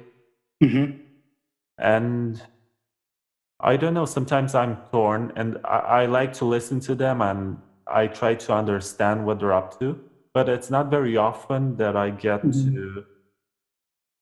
Maybe I can play devil's advocate. So I think that both sides of the argument can have an element of truth in them, but it's only because things are relative. These aren't absolute truths necessarily. So there are a few applications where I can imagine. I mean, obviously, we've been through a few years of people strapping blockchains to everything, and then realizing that it's not a particularly well-suited technology match. But there are some that I think this, even if they're not, a blockchain is the ultimate, solution to a technology challenge or problem, may provide incremental improvement because the existing solution sucks so much. And some of those examples are, I've heard insurance company CEOs foaming at the mouth about blockchains. I've heard, does IBM have a project with Maersk, the Danish shipping company, putting shipping containers on the blockchain? They love that. A land registry is going on the blockchain. Now, what those three these are usually kind of not public blockchains. These are, Hyperledger type enterprise, walled garden, intranet blockchains. But the commonality, the common strand between those three things is that the current processes are absolutely terrible. People are pretty much still doing shipping by pen and paper. So if you can imagine, land registry, buying a house, there's all these different links in the chain, so to speak. And so, shipping is, manifest, still done by pen and paper. Insurance, there's all these loss adjusters and claimants and then the valuers, and there's all these different links in the process, in the business process. And so if you use a blockchain, it's actually kind of, a shipping container is not that bad an analogy. So what a shipping container does is it kind of standardizes. It forces everybody to use the same structure, and therefore you can optimize a process around it. So you can almost think of blockchains as shipping containers for data between these mutual parties. Whether they trust each other or not depends on the situation. But if you're doing something on pen and paper, you can't get less efficient than that. So blockchain will provide some kind of incremental advantage. But of course, they could all just, say it's a consortium of shipping companies or whatever, insurance industry service providers, they could just use the same goddamn database structure, API setup, and web portals, and they could not need a blockchain at all and have much better efficiency. But what the blockchain is kind of doing is what shipping containers did to logistics, which is kind of forcing everybody to use the same template, I guess. So that's really as much as I can see there. I think people might find some incremental steps forwards there. There are some very smart people doing interesting things, looking a bit broader than money as well, but they're all experiments. So I'm very interested in them as experiments, but I don't see if there's value there yet. Another argument that I like to present, and I guess this came from a conversation, it was a brief exchange that I had with Peter Todd on Twitter, and that resulted in an article which I wrote yesterday and got published today. And probably by the time this podcast gets, released as a second season altogether, it's going to be old news already. But I pretty much argued that Bitcoin is not the culmination of that cashless society that some people talk about. And if anything, we need cash in order to have a fungible Bitcoin at this point. When you go to various places where they don't even accept a credit card, or there is nothing that you can do without the local currency, it's to have fiat. And that's not going to change for at least a few decades, even though they're going to try to promote the idea that they can have POS terminals and stuff like that to accept people's credit cards. You'll still have the farmers market or lots of places where it's best to use cash. And at the end of the day, it's much more private to hold a few pieces of paper in your wallet, and nobody knows how many of them you actually own and what to do with them, where you spend them. Whereas when you use your credit card, you leave traces about your whereabouts and your spending behaviors and all that kind of Orwellian stuff. And when we look at Bitcoin and we think about how we can use it in commerce and transactions, it's not the most private choice that we have. And there are easy ways to actually make connections between your public key and realize how much Bitcoin you might be holding. And sometimes, depending on the kind of wallet that you're using, you actually leave traces and people see how much Bitcoin you own when you spend it. Make like a purchase of the equivalent of 0.05, they're going to be able to see that you actually own a whole Bitcoin. And that's not something that you reveal when you go to the supermarket and you buy something with a $20 bill and you just take it out of your wallet and nobody else sees how much money you have left. So until we solve these issues with privacy and also fungibility, it's difficult to make exchanges between Bitcoin and cash, but not in terms of going to Coinbase and registering to some kind of KYC process and basically telling them how much money you have, how much you're taking away. But in terms of having small meetings or knowing somebody who wants to buy Bitcoin at a price that is lower than on exchanges, and it's pretty much like local Bitcoins, but without the credit card component. And it requires trust. That's the only problem right there, because you're meeting with a stranger, and unless you know something about them, like their full name, you can go and report them to the police or something, or to be certain that they're not going to try to come with some kind of gang and rob you, torture you, take away your private keys or something. But this kind of interaction is much more productive and is actually the spirit of Bitcoin itself. It's much more cypherpunk than being stubborn and saying, I'm going to use Bitcoin in everything, as the technology is still immature and it doesn't have all the qualities of sound money and all the advantages that we might look for when we want completely private and safe transactions. I mean, safe, they are safe, but not in the sense that you preserve some kind of private information about you that you're giving away whenever you make a transaction on the open ledger of Bitcoin.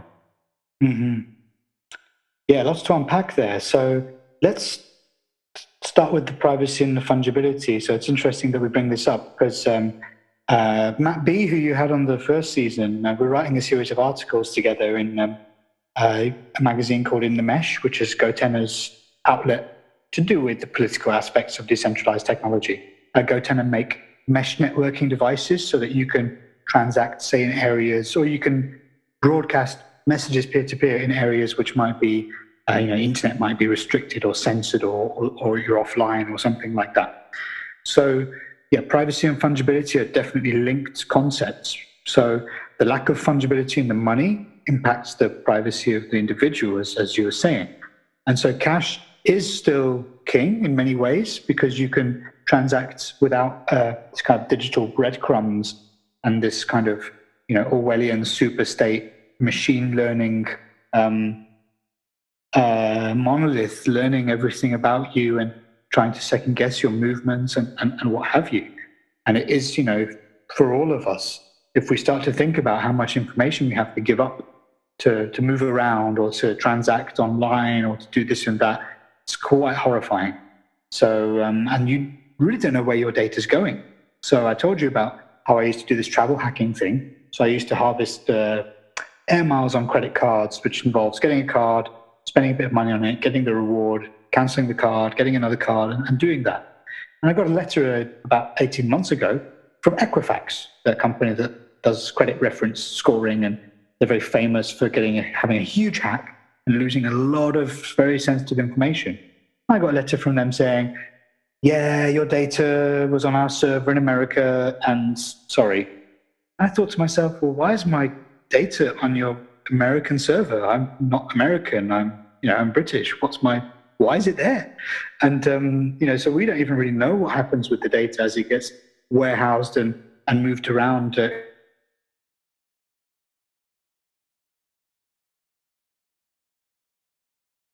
So cash is king, but cash is also issued by. There's also an issuer of the cash. So if you cast your mind back a year or two to what happened in India, where they demonetized the 100 rupee notes. 100 rupees was the highest value note. It's only about 15 euros or something like that. They demonetized the 50 and the 100 rupee notes with, I can't remember how, 10 days notice, 2 weeks notice, something like that. So that's when you saw those pictures that went around the world of huge queues of people trying to cash in their money for the new money. And the whole point, I think, was to try and sort of smoke people out, kind of run a turnstile to get the black market, to kind of suppress the black market, which is really rampant in India. It actually reminds me a little bit of what's going on with Zcash at the moment. So I don't know if you've been following this. Zcash had this inflation bug due to an error in one of its cryptographic proofs. And what's been going on now is as they've upgraded from one phase of the project to another, previous one was called Sprout and the next one's called Sapling. So they're doing this kind of turnstile where they're auditing the coin supply as it comes out of the shielded pool, out of the hidden pool of Z addresses, into the transparent pool, which is kind of like Bitcoin-like, UTXOs that everyone can see on a public ledger, then goes into the Sapling pool, the new kind of privacy shielded pool. So if there's any inflation, they should be able to detect it as people leave the Sprout shielded pool. But of course, if somebody's leaving the turnstile, that doesn't necessarily mean that they were the culprit. So the last people to leave the pool will be the ones that lose out because it's a bit like you buy a ticket for a concert and you get there and they say, oh, it's already full. 500 people showed up, that's the capacity. And, just because you've got a ticket doesn't mean you get in. So you're a bit at the mercy of the issuer with cash. And the demonetization of large denomination banknotes is it's happening all over the place. They're talking about the UK, the Treasury or the Bank of England is talking about getting rid of the £50 note. Now, £50 is only it's barely more than 50 euros these days. That's the largest note we've got. They're talking about getting rid of that.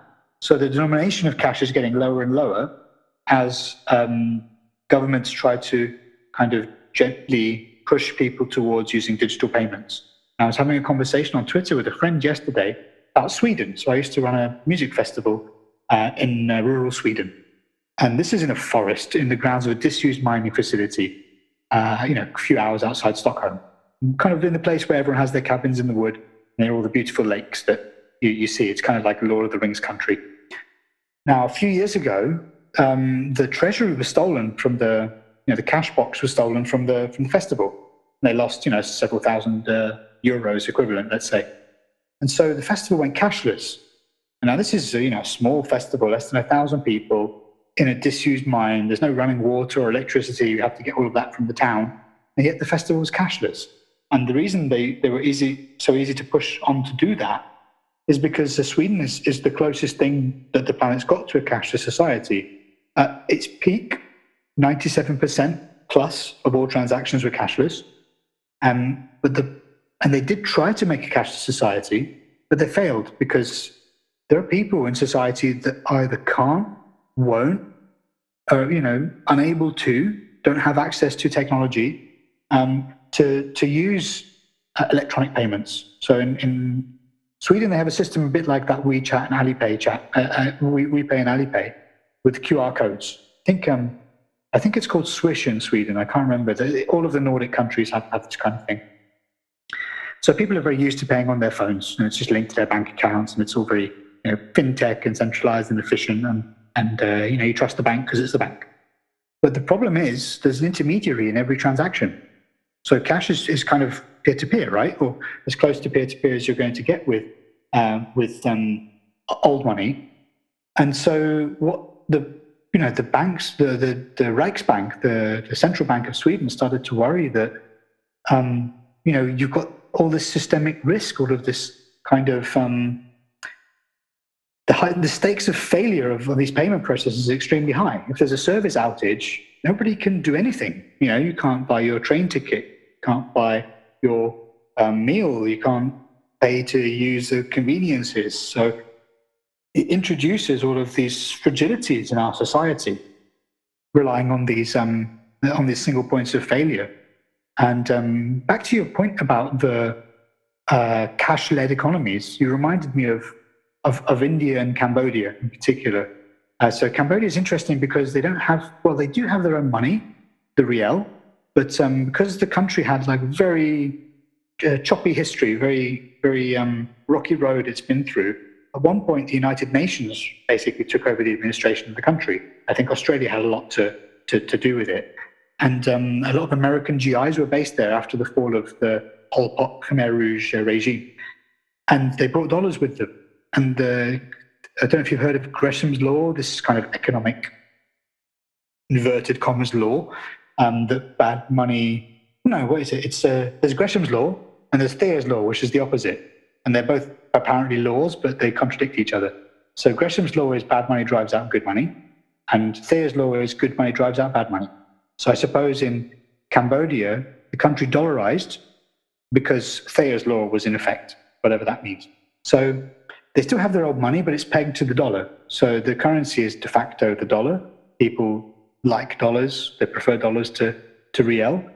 And so a lot of the transactions are still in cash. What was very interesting, I went back, I was there 6 weeks ago. It'd been a couple of years since I'd last been there. And start to notice electronic commerce, digital payments. So they've got an app in Southeast Asia called Grab, which is a bit like Uber or Taxify. And it's got electronic payments inside it. So you can now you can even hail a tuk-tuk. You can hail a rickety motorbike. You can hail a taxi or a 4x4, and it can be paid for kind of in that fintech online app payment paradigm. So it is actually happening quite quickly. I remember I went to India a couple of years ago, and Uber was trying to enter the market in India. Now, in India, you've got these kind of auto rickshaws or tuk-tuks, just like in Cambodia. These either LPG or petrol mini cars, you could say. They're just like they look like they're made out of paper or papier mâché or something. They're very, very fragile things, but they're great for little kind of intra-city journeys. And Uber was trying to undercut the rickshaws with their cars, with their taxis.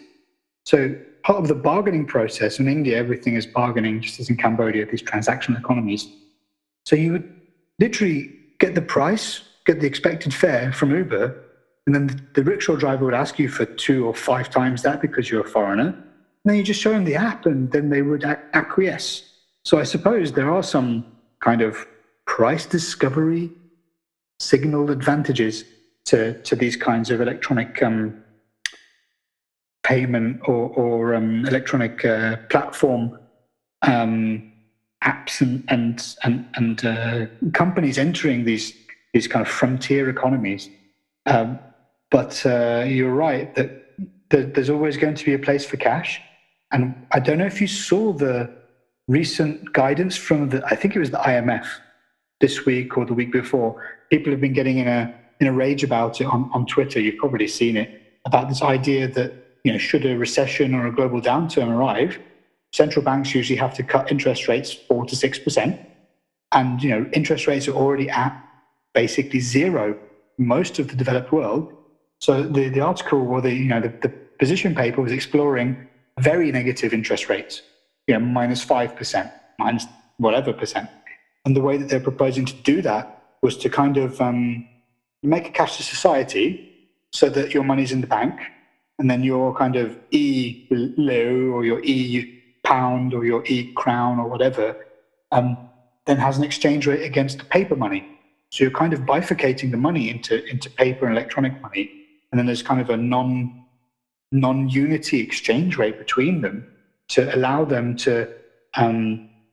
haircut your money, to take your money while it's in the bank. They pay you negative rates of return on it in order to keep the kind of crazy quantitative easing fake money train going a little bit longer. So I think all of these things are going to compel people to get to become more interested in real alternatives to the legacy financial system. And Bitcoin is an excellent example of something that does not subscribe to this kind of profligate, debt-based, unsustainable financial paradigm. So I do wonder about that. And also, going back to places like India and Cambodia, there's also places where people aren't really free. The governments can be quite authoritarian. People just don't really have a concept of personal agency and sovereignty and freedom in a lot of these places. There's a lot of corruption. There's a lot of lack of transparency with the way the government works, or where your tax dollars go, and all this kind of thing. And so, I think one of the greatest narratives that we may well see in the next, the coming age of Bitcoin is the potential of Bitcoin as a liberation technology, as a way for the individual, for the downtrodden and dispossessed, to reclaim their agency, their financial independence, their sovereignty, in a way, from these kind of failing and collapsing institutions. I actually agree. And while you're telling your story about Sweden and how they had their experiment with the cashless society, I actually have an experience from 2012 when I was there as an exchange student. And I remember that I had the money to pay my rent in cash because I would receive my scholarship on my credit card. Actually, it was a debit card, but anyway, I'd receive my scholarship there, and I would go to the ATM and withdraw the corresponding amount to pay my rent. And then I would go to the office and they would say, "Oh, we don't accept cash." And I would tell them, "So what do I do?" "Oh, you can go to Western Union or MoneyGram and tell them that you're trying to send to this account." And I have actually waited in line for 30 minutes at Western Union. And they told me when I got to the desk that not only I have to pay about 16 euro fee for the transaction, but also I'm not eligible to make any kind of transaction just because I'm not a member of the Schengen area in the European Union. So my passport was not eligible to make use of any financial services that were provided by Western Union in Sweden. So you basically you could barely transact in Sweden in the cashless paradigm. So I had the money in my pocket. I showed it to them and I said, I'm trying to send this into that account. How difficult can this be? No bank wanted my money unless I opened an account. And I was not eligible for that either because I was not a citizen. I did not have a proper residence because I was living in the student campus for only 6 months. So there was no way for me to pay my rent. And that's a harsh realization that you have when you get there and you realize that you have the money to pay for something and nobody wants your money, even though it's the local currency. It's not like you have some, you know, Bolivar or Mm-hmm. Petro or whatever bad currency that nobody really wants. And the solution that I used at the time was to ask a French friend, because France Sure. is part of the European Union. I just gave her the money and told her, you wait in line here. You explain to them that you want to send money to this account. So actually, I've done it through Western Union. Mm-hmm. So that was the only way that I could do it. And then I had to repeat it every month and ask somebody who came from a country which is in the Schengen area of the European Union.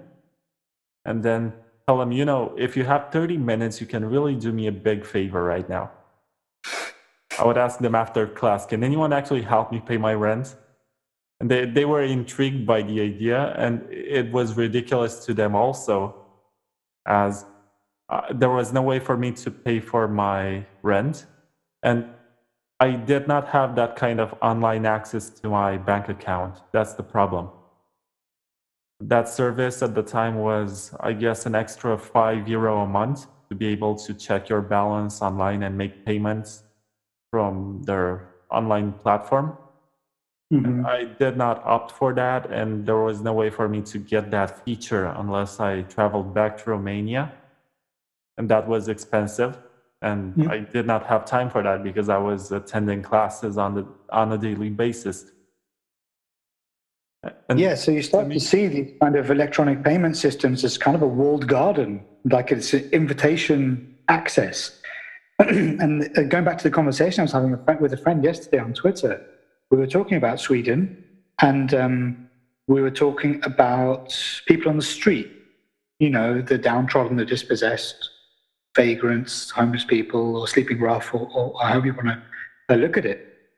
Now, one of the kind of quite curious things in Sweden is the cashless society got so far that people that were asking for money on the streets of the big cities like Stockholm, or I don't know where you were in Sweden, by the way, but let's say Stockholm for an example, people would have point of sale terminals as they were asking for money and begging for money on the street.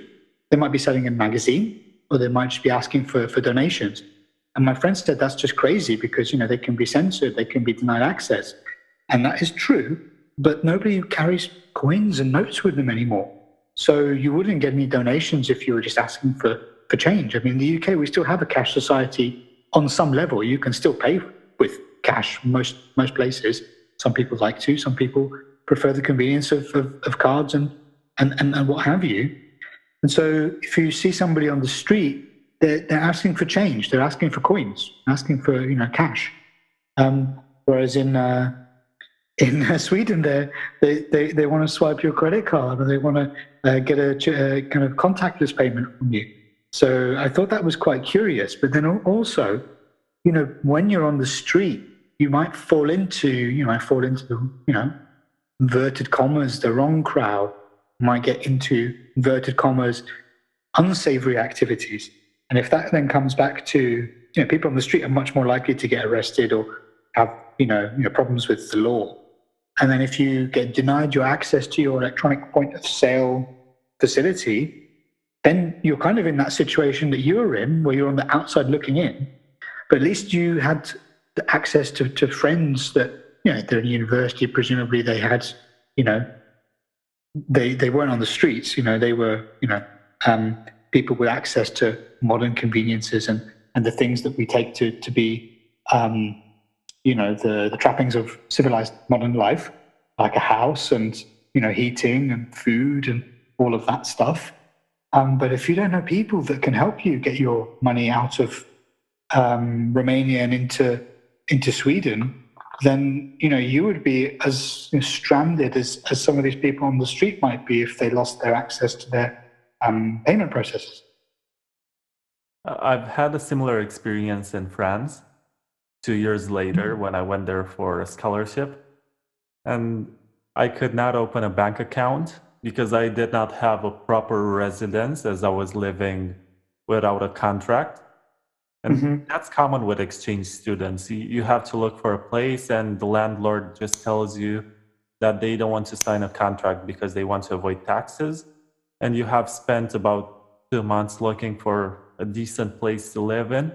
And that's the only one that you were able to find. And you're not going to argue against it. You're going to say, okay, I don't care. I just give you the money. I'm going to stay here. Just don't evict me for any Sure. reason. And when I went to a bank office, they told me that there is nothing that they can do to me. And I guess also the fact that I gave them my ID and they saw that I'm Romanian and I spoke to them in English, and they picked up the phone and they said in French, and I can actually understand French. I don't speak it very well, but Hmm. I understand what people say.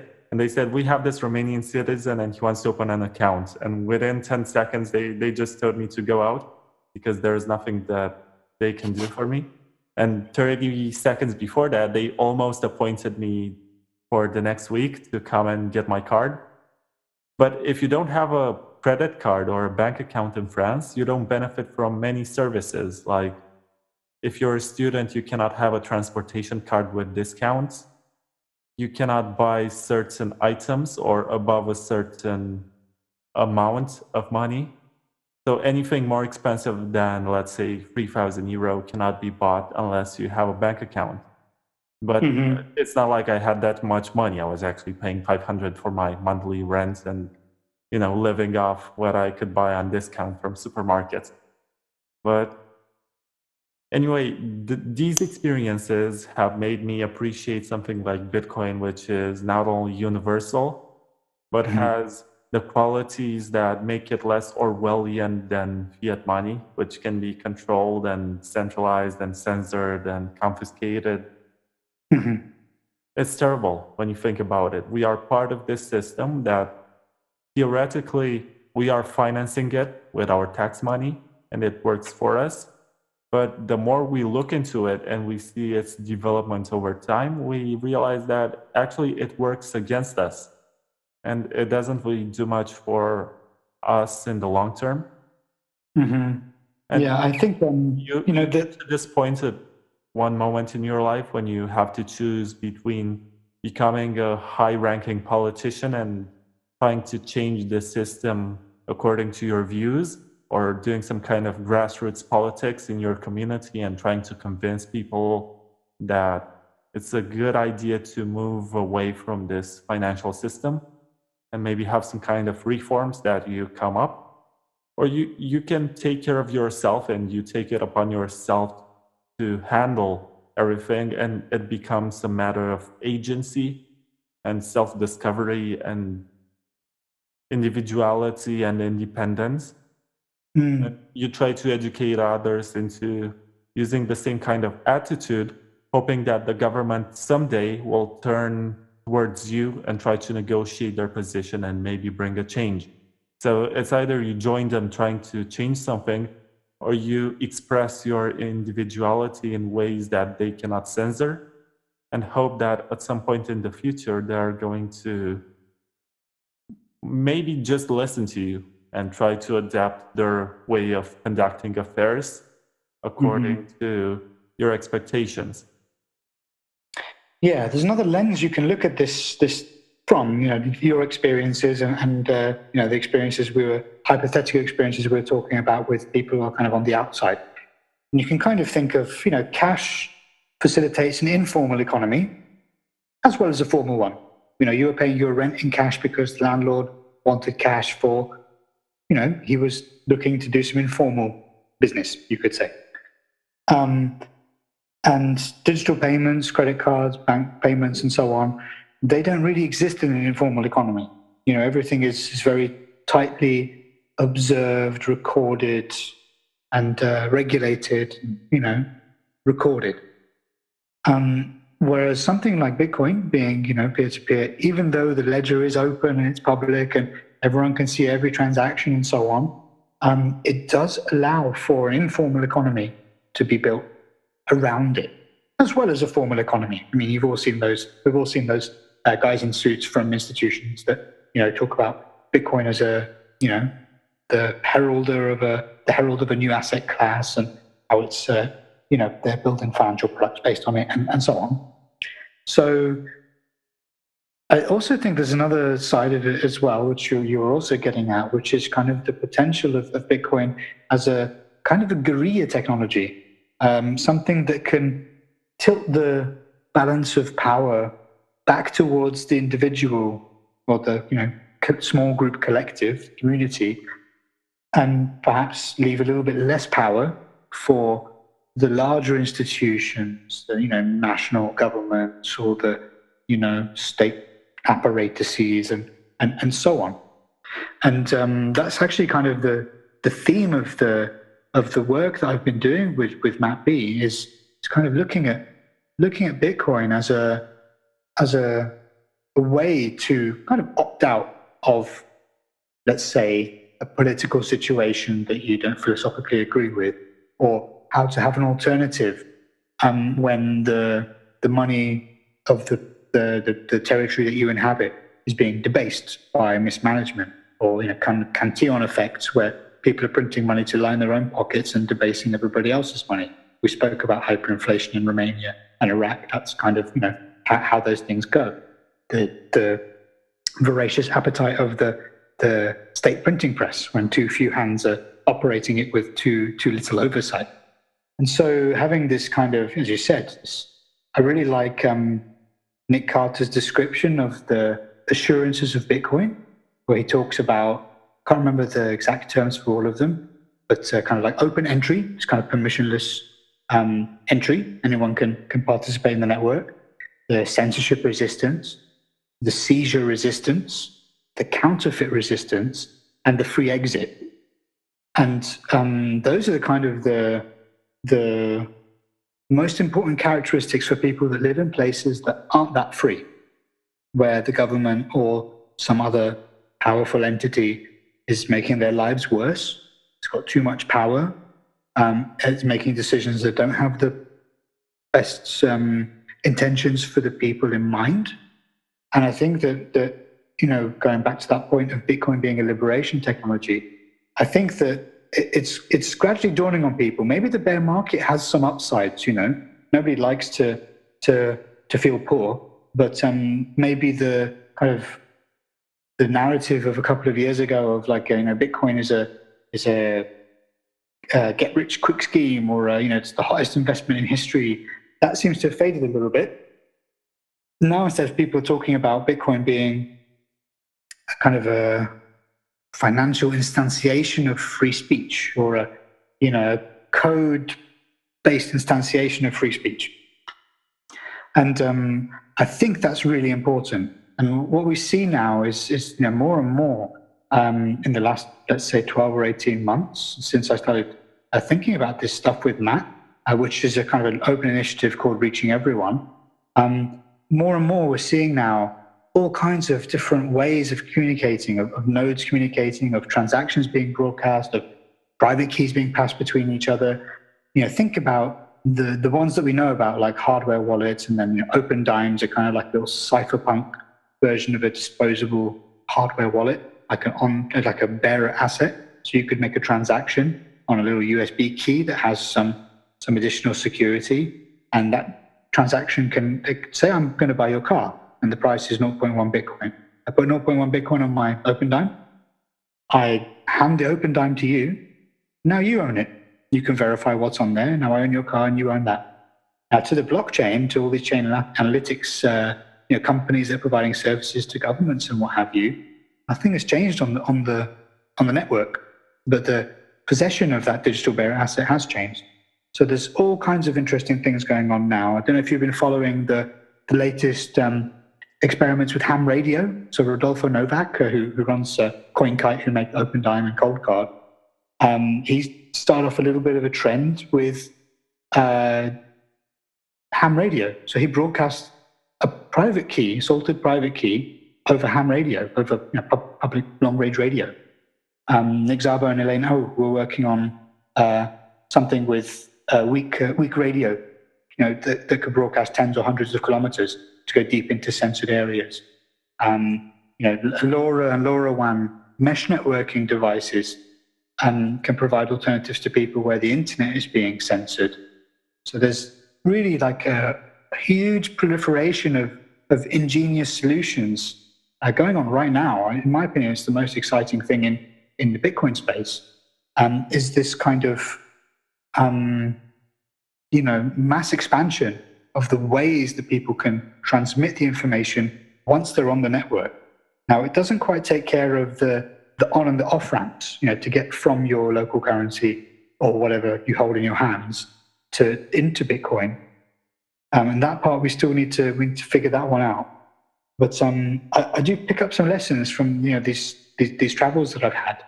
So I remember, especially in rural India, you'll be on a bus and you'll arrive in a place, little town or whatever it is, in the middle of nowhere, and the bus will pull up, or whatever, the van or the car or the rickshaw, and you'll be in a dusty square. There may be nothing there, maybe just some jungle and some mud, some dirt. But there's almost always somebody, usually a man, but somebody standing by a table selling GSM top-ups, mobile phone top-ups, like Vodafone scratch card kind of things. And so maybe that's the way that everybody gets on, like little kind of Bitcoin scratch cards, very low denomination ones. And then people can verify that they could scan, it could be a QR code to scan the public key. You can verify that the voucher still contains the value that it says it does. And then you can redeem that to your wallet, or you can leave it on the voucher. And then that's your way on to the network if you need to get onto the network. Or it can be something that you hold as a piece of paper with your value on it, like kind of a paper wallet, I guess. But the big upside of that is that you don't need to know a huge amount about how the network works, how to manage your keys, how to run a node, how to update software, seed phrase, and all those other technical complexities that are non-trivial barriers to entry for people. And some people may not have the infrastructure. They may not have internet in their village. They may not have GSM. The government may have switched it off. They may not even have electricity. And so I think one of the ways that Bitcoin is going to survive the challenges that are placed in front of it by whoever the adversaries of the present and the future might be, by having this diversity of mechanisms to conduct the transactions, to move data around, private keys or signed transaction data, or pieces of paper which act as kind of proxy bearer assets, or simple devices, radio transmitting gear. I think that's extremely important, and for me, that's the most mind-blowing thing that I can see that's going on in the Bitcoin space right now. I think I have one last question, and this deals with, we have been talking for over 2 hours, and I'm not sure if anyone will be listening to all this, but I would be glad to know this. And if you have been listening to this, just send us a message on Twitter or something and say, hey, I'm one of the ones who have so much time on their hands that I've listened during my trip from one country to the other or something. I've listened to 3 hours of podcast. But I want to ask you if you believe that we are underestimating the power of governments, and if you think that up to this point it has been the honeymoon of Bitcoin, as we never really had this kind of big attack from governments other than the propaganda of it being a scam and being a Ponzi scheme and being something that collapses and trying to deter people from actually putting any money in it. We never had any kind of hash wars in the sense that they try to overtake the network, create double spending, or as far as I know, maybe that's some people who try to create, or maybe argue for an increased block size or argue for greater miner incentives, which translate in increasing the supply. So actually devaluing the existing supply. Maybe that these people are government agents and they are trying to destabilize from the inside and send their people to become influential and then talk about all this nonsense, which has nothing to do with the vision of Bitcoin and only deals with this small aspect like fees and the size of blocks and validation times and all the inefficiencies that the original design has, but has for a very good reason that avoids issues. So let's get back to the original point. Do you think that we are underestimating governments? Okay, so let me signpost this because I was in a conference in London a couple of weeks ago called Advancing Bitcoin, and before it there was a developer meetup a couple of days before, and Eric Voskuil, who's the lead maintainer of Bitcoin, which is one of the client implementations of Bitcoin, alternative to Bitcoin Core. He gave a talk which he calls Principles of Crypto Dynamics. You can find it on YouTube. He also gave a similar talk at Scaling Bitcoin in Tokyo recently. And he goes into a lot of these things where he talks about Bitcoin's being in a honeymoon phase now, where it's too small. The government won't, like a big government, won't really care. It's not going to wreck a national financial system. It's not that big. And he makes this point that, if it doesn't get much more well-resourced an adversary than a government with a printing press that has a money, that has a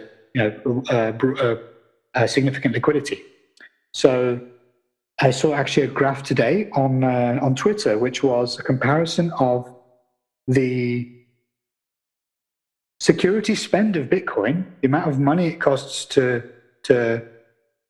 deploy the hash rate that secures the network versus the budget of the US military. And it was log scale, and there's a very big difference between these two things. So, if the US military turned around tomorrow and said, oh, actually Russia's our friend now, Iran's our friend now, Venezuela's our friend now, our biggest enemy is Bitcoin, then they could snap this thing in two very easily, assuming that they could marshal the kind of supply chain logistics together to gather the materials, to make or buy the ASICs, to run them, to censor transactions. They could break the fungibility of Bitcoin by only mining transactions that they wanted to mine. So you could imagine kind of black UTXOs and white UTXOs, KYC coins that came out of Coinbase. They might let them get transacted because they know who, the chain of custody of those. But then some, 2010 UTXOs from some, dark web market or something like that, they might not like those to transact. So there are potential attacks there. And I think those are probably in Bitcoin's future, which is why I think the resilience and the breadth of transaction media and the improvement of the fungibility and various aspects of transactional and address level privacy are really important for the long-term prospect of the network. There are, you made the point about forks. Maybe the forks are social attacks, maybe kind of government-sponsored attacks, maybe the kind of conflicting narratives and the design choices that people put forward. Bigger blocks, smaller blocks, change the block time, change the supply. Maybe they're social attacks as well. Maybe they're social attacks by commercial entities, maybe they're social attacks by government entities, maybe they're not social, maybe they're social attacks by individuals, well-resourced individuals, and maybe they're not. I guess in the fullness of time, we'll start to see those things. But it's funny that you bring this topic up because I'll be speaking at a few conferences over the course of this year. And this is kind of the topic. The topic is sort of why Bitcoin's resilience matters, or could a government break Bitcoin? So I'll be unpacking a lot of those things. I don't want to say too much now because I don't want to give out all of my thoughts and secrets before I've put the talks together. But it's a very interesting. I suppose it's a hypothetical at the moment. It's a very interesting, intellectual pathway to explore. But as Eric Voskuil says in those talks, I really recommend everybody to watch them. I don't see 100% eye to eye with Eric, but I think most of what he's saying is very hard to disagree with. That Bitcoin is just too small for a nation state to really care about. But if it got to the point where Bitcoin was, say that, we have a global financial downturn, interest rates go to -5, -10, they do this e-money thing, ban cash, and then, your only opportunity to engage in an informal economy or peer-to-peer economy, or an only way to escape the kind of demurrage or the savings tax, I guess you could call it, on holding your money at the bank would be to use Bitcoin, then you bet your bottom dollar that people are going to start seeing it as a threat. Because if Bitcoin is the best money around and the other money is getting worse and worse, then more and more people are going to get interested in it. And if governments start to ban Bitcoin, like really ban it, not like what we've had before where pressure gets exerted on exchanges, onerous regulatory and compliance regimes. I mean, really ban this stuff. Like a few places have really banned it, but not that many. But if governments start to go down that road, I mean, there's a saying in China, I won't remember it literally, but it's basically that if the government bans something, it's because it's really good. So as soon as the government bans something in China, everybody starts paying attention to it. So I imagine that may have already happened in China when there was all the pressure on, I believe the ICOs were basically kind of extinguished. I don't know the exact mechanism. And a lot of exchanges had pressure placed on them, presumably to beef up KYC. So there wasn't any, funny business, people underreporting gains and things like that. But if, imagine that the government tries to actually ban Bitcoin. I believe that, now I'm remembering, I believe the Central Bank of Algeria banned Bitcoin last year, or 2017. Now, I'm not a citizen of Algeria. I've never visited Algeria. I guess the government and the Central Bank of Algeria have some legitimacy within that territory. But say, for example, that you're Algerian and I'm Algerian and you're in Algiers and I'm in Paris. And we have a one of two multi-signature wallet with X number of Bitcoins in it. Who owns that? And, when it gets transacted with, who's doing the transaction? So there's also this kind of mismatch between the way that kind of traditional legal structures and legislative constructions are built up, and the way that the Bitcoin works as this kind of radically decentralized, borderless technology. So it's going to be interesting to see. The other thing to say is that fiat currencies have a limited lifetime. So no fiat currency has lasted forever. The British pound, I believe, is the one of the record holders, at least, if not the record holder, and it has definitely seen better days. So here's a little diversion for you before we finish. The pound sterling, the name comes from, like literally, it used to mean it was exchangeable for £1, which was 424 grams in imperial measurements, of sterling silver, which was 92.5% purity silver. Now, if you go and look up the price of 454 grams of 92.5% purity silver now, it's a lot more than £1. So pound has lost over 99% of its purchasing power against silver, and silver is one of the most hated, poorest performing commodity assets on the planet right now. So sooner or later, the fiat currencies will struggle. The governments will have hard times. They'll put pressure on the monetary issuing authorities, the treasuries, the central banks, to print more.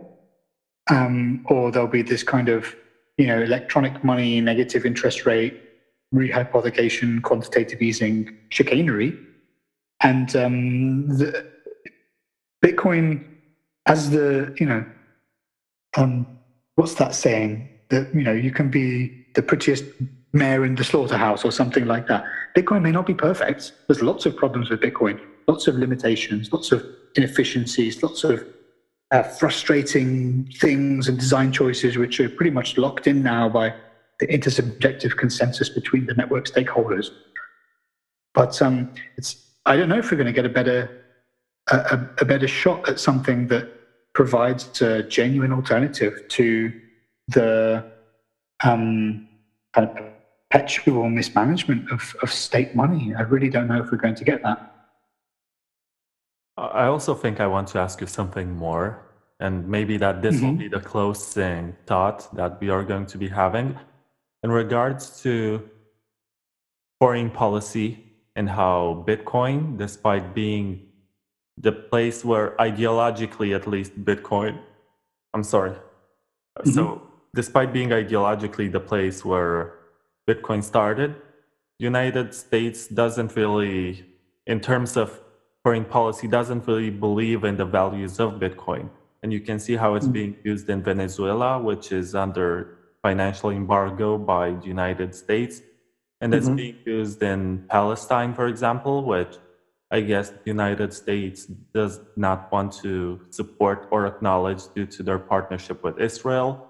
And there are all sorts of places around the planet that use this stateless and immutable currency that nobody can do anything about. And if you look at it in geopolitical terms, you can actually deduct that it works much more in the interest of Russia than it does in the interest of China or the United States. And this is just the mindset of being stuck in the world of superpowers. So yeah, actually, I wanted to pick your brains on Russia because you're in Eastern Europe and the former Soviet bloc. So you have probably a bit more insight than I do. I've always been pretty fascinated by Russia. I watch Russian TV quite a lot. I don't know if you know about this English, Spanish, Arabic language, and now French language channel RT, Russia Today. I watch an awful lot of stuff on there. They've got like Max Kaiser, who was one of the earliest public advocates of Bitcoin. He was shouting about Bitcoin on there since 2011, I think, something like that. And there was this story recently. I don't know if it was really verified that people were saying that Russia, the state or the central bank or whoever, the part of the government was going to start buying Bitcoin, was going to start accumulating Bitcoin as a strategic asset. And that's one of the kind of alternate pathways, alternate kind of timelines of Bitcoin, I suppose. Maybe it doesn't ever develop into a good money. Maybe it doesn't solve those privacy and fungibility issues. Maybe it doesn't make it as a money, but it may end up being the premier digital commodity, the uncensorable, unseizable digital gold of the 21st century. And the other thing to say is we talked about like the government before as if it's some kind of monolithic entity. And if I was to have one criticism of the Bitcoin space as a whole, is everything is very America-centric. I mean, really America-centric, to the point where you listen to a conversation, it could be in a conference or a podcast or YouTube or whatever, and people are just talking about the government. They may not even be Americans, but they're usually talking about the American government. And there's a funny, just a slight segue, which I've noticed as a Brit, I've noticed on American TV, when they talk about royal families of monarchs of different countries, they'll say the King of Spain, Queen of Netherlands, a Prince of Denmark. But when it comes to the Queen of Britain, they just call her the Queen. So maybe it's all kind of tied up. The point I wanted to make was that nation states aren't some kind of contiguous mass that all have the same opinions and ideologies. We know this. We can see this in the geopolitics that plays out every day in the world. So I wonder now if we're going to start to see nation states. Some will come around to the merits of Bitcoin, whether they see it as a money or a commodity or whatever else they see it as. I begin to wonder now if we start to see some countries kind of break rank, a bit like Malta's done with the rest of the EU, which I thought was quite interesting. I mean, you'd think that they would be a little bit constrained because of they're in this, political and economic union. I wonder if we're going to start to see some interesting geopolitical plays around Bitcoin. Maybe around there'll be another bull market in X number of years, and as part of that, we'll start to see some nation states start to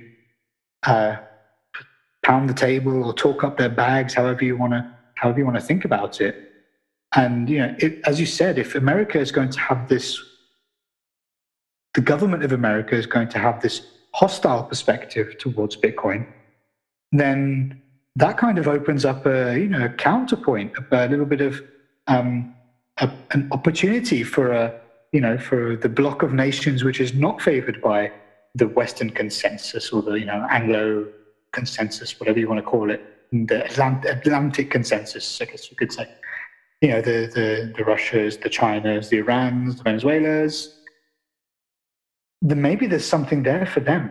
If everyone is going to get excluded from SWIFT, from the international banking and payment clearing system, as a kind of that's being used as a weapon to financially censor nations. So Russia's built their own alternative to SWIFT, and somebody like a country like Iran, which may well have been kicked out of SWIFT already. I'm actually sure, or a country like Venezuela, once they go under embargo or sanctions or what have you, then maybe these parallel systems, Russia's payment scheme or even a Bitcoin-denominated scheme, that might be something that you start to see. And this is just speculation about possible futures here.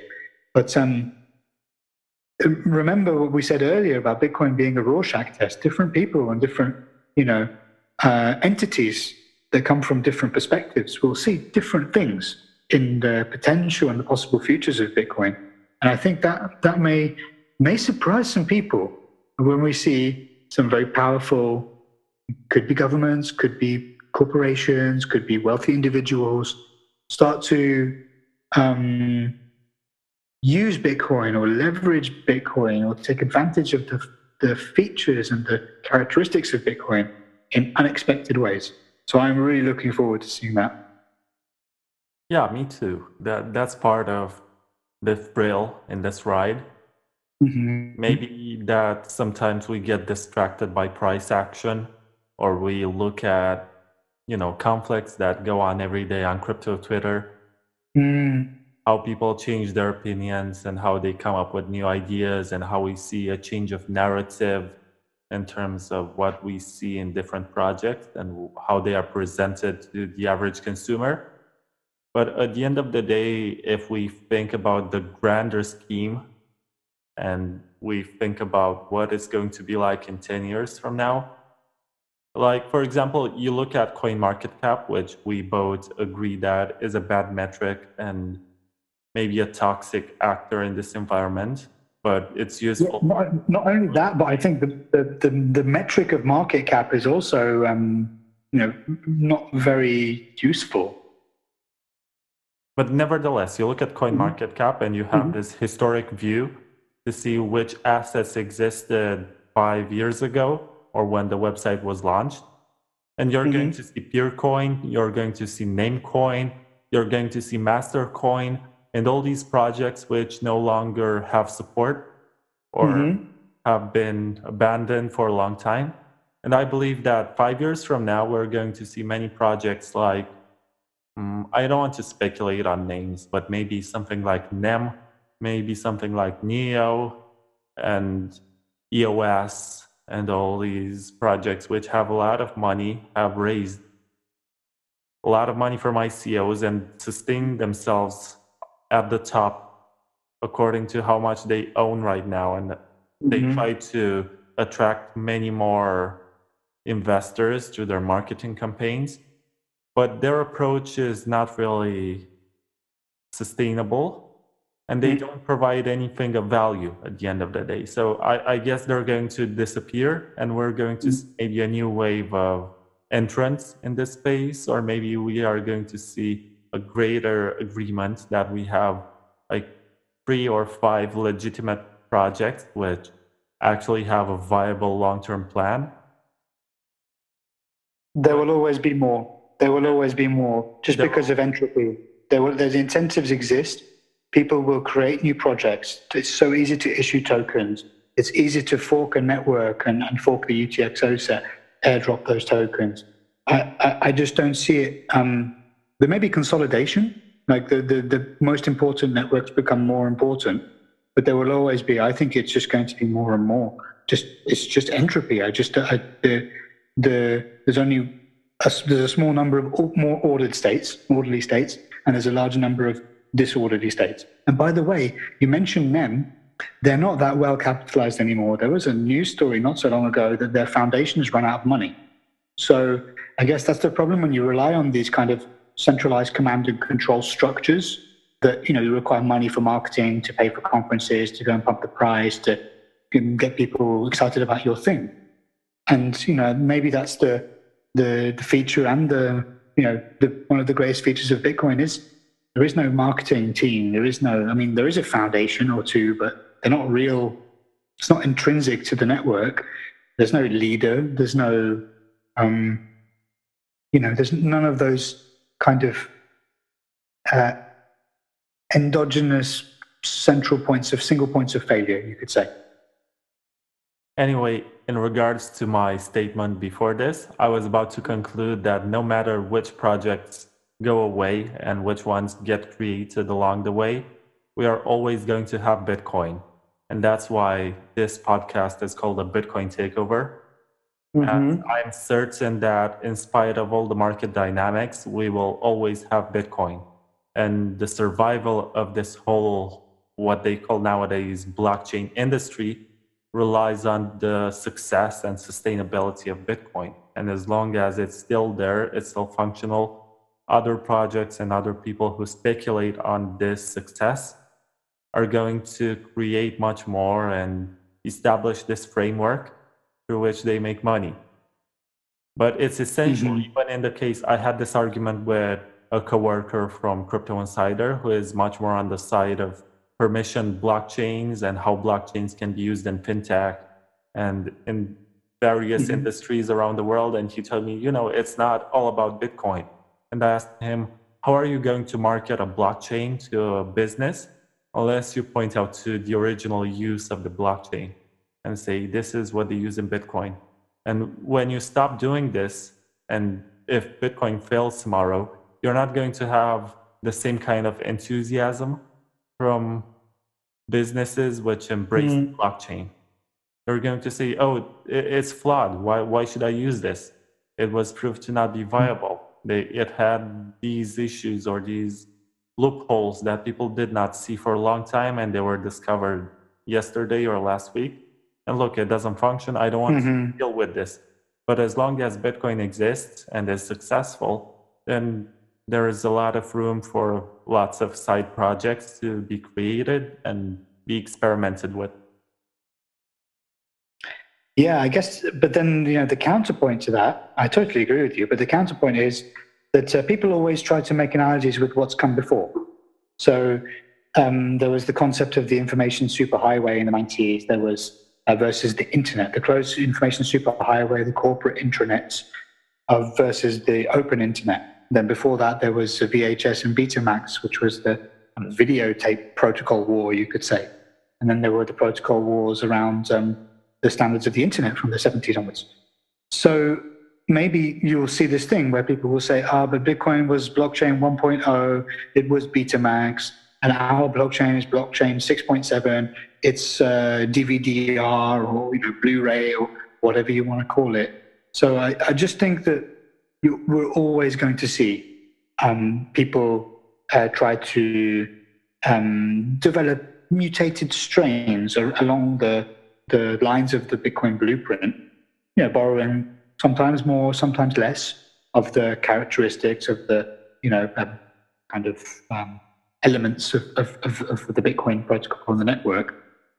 And even if, like, I don't even like to talk about it, but even if Bitcoin fails, even if there's catastrophic technical error, if the cryptography breaks on the elliptic signature scheme, or there's an inflation bug, or something terrible happens, then there's the prospect that a mutated strain, like a fork from an earlier block, which changes the path of changes to a different timeline from a common history, that may be a way for the Bitcoin network to continue on.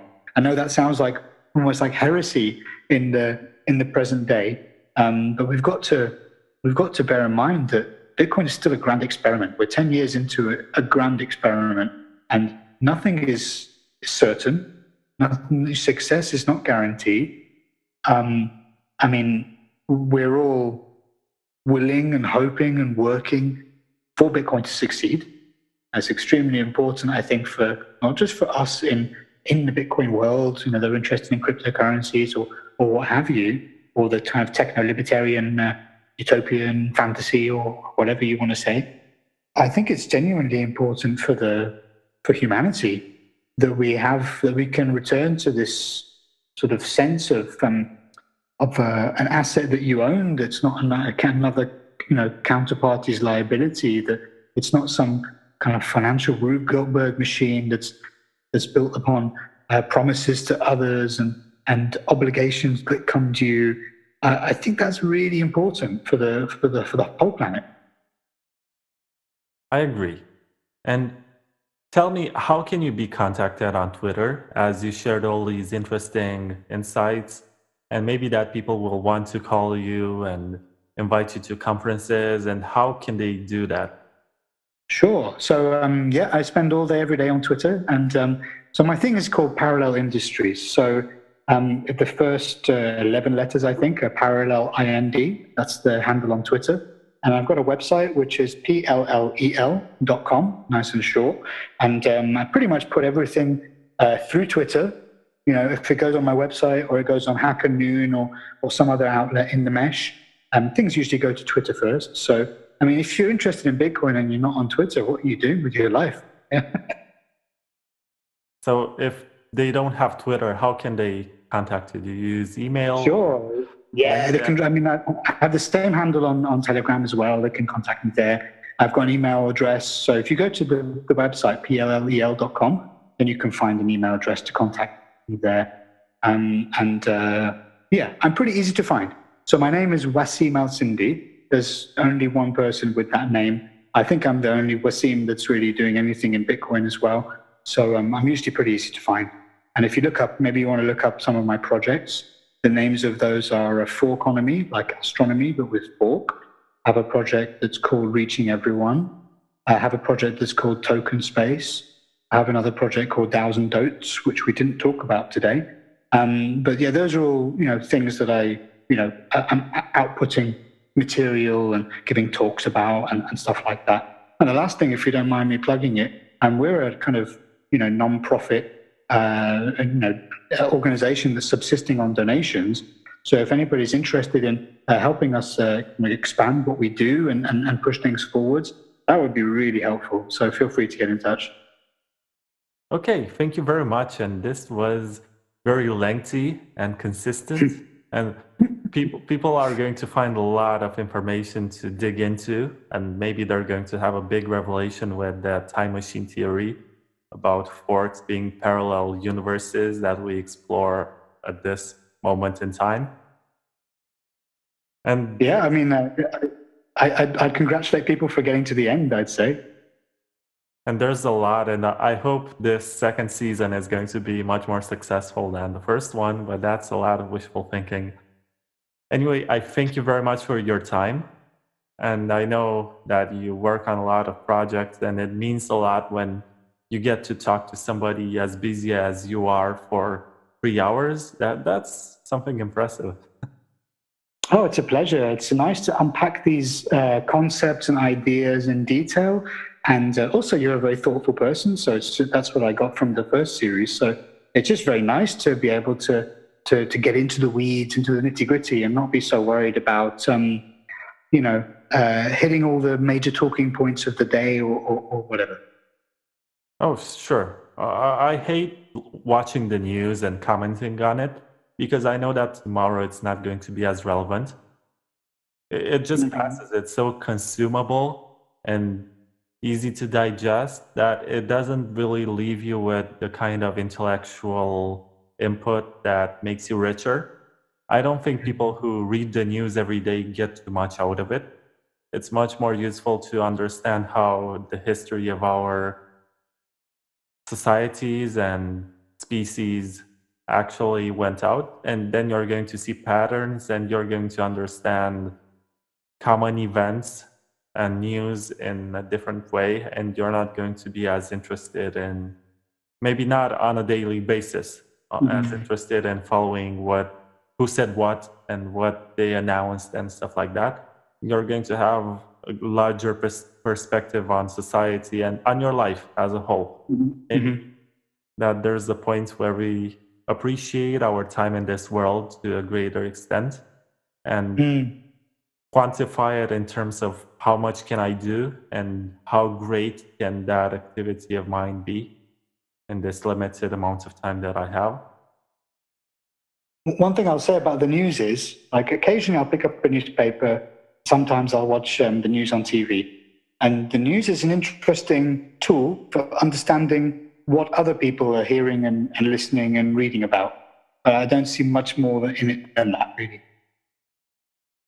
Yeah, I guess we're both the kind of isolated people who like to work with their own projects and play with their toys, and maybe it's hard for the outside world to understand sometimes. But it's good that we have this kind of platform to get our ideas out. And part of the reason why I do the podcast is because on a daily basis, I have nobody to talk to about these topics. So it's useful Mhm. for me to get out some ideas, to test them with people who may or may not agree or may criticize me. I put myself out there and I'm open to criticism. But that's part of growing. And there is no Mm. way to actually evolve unless you take these risks, which are not even vital. It's not like I'm threatening my own life by saying Mhm. something which might prove to be either stupid or unpopular.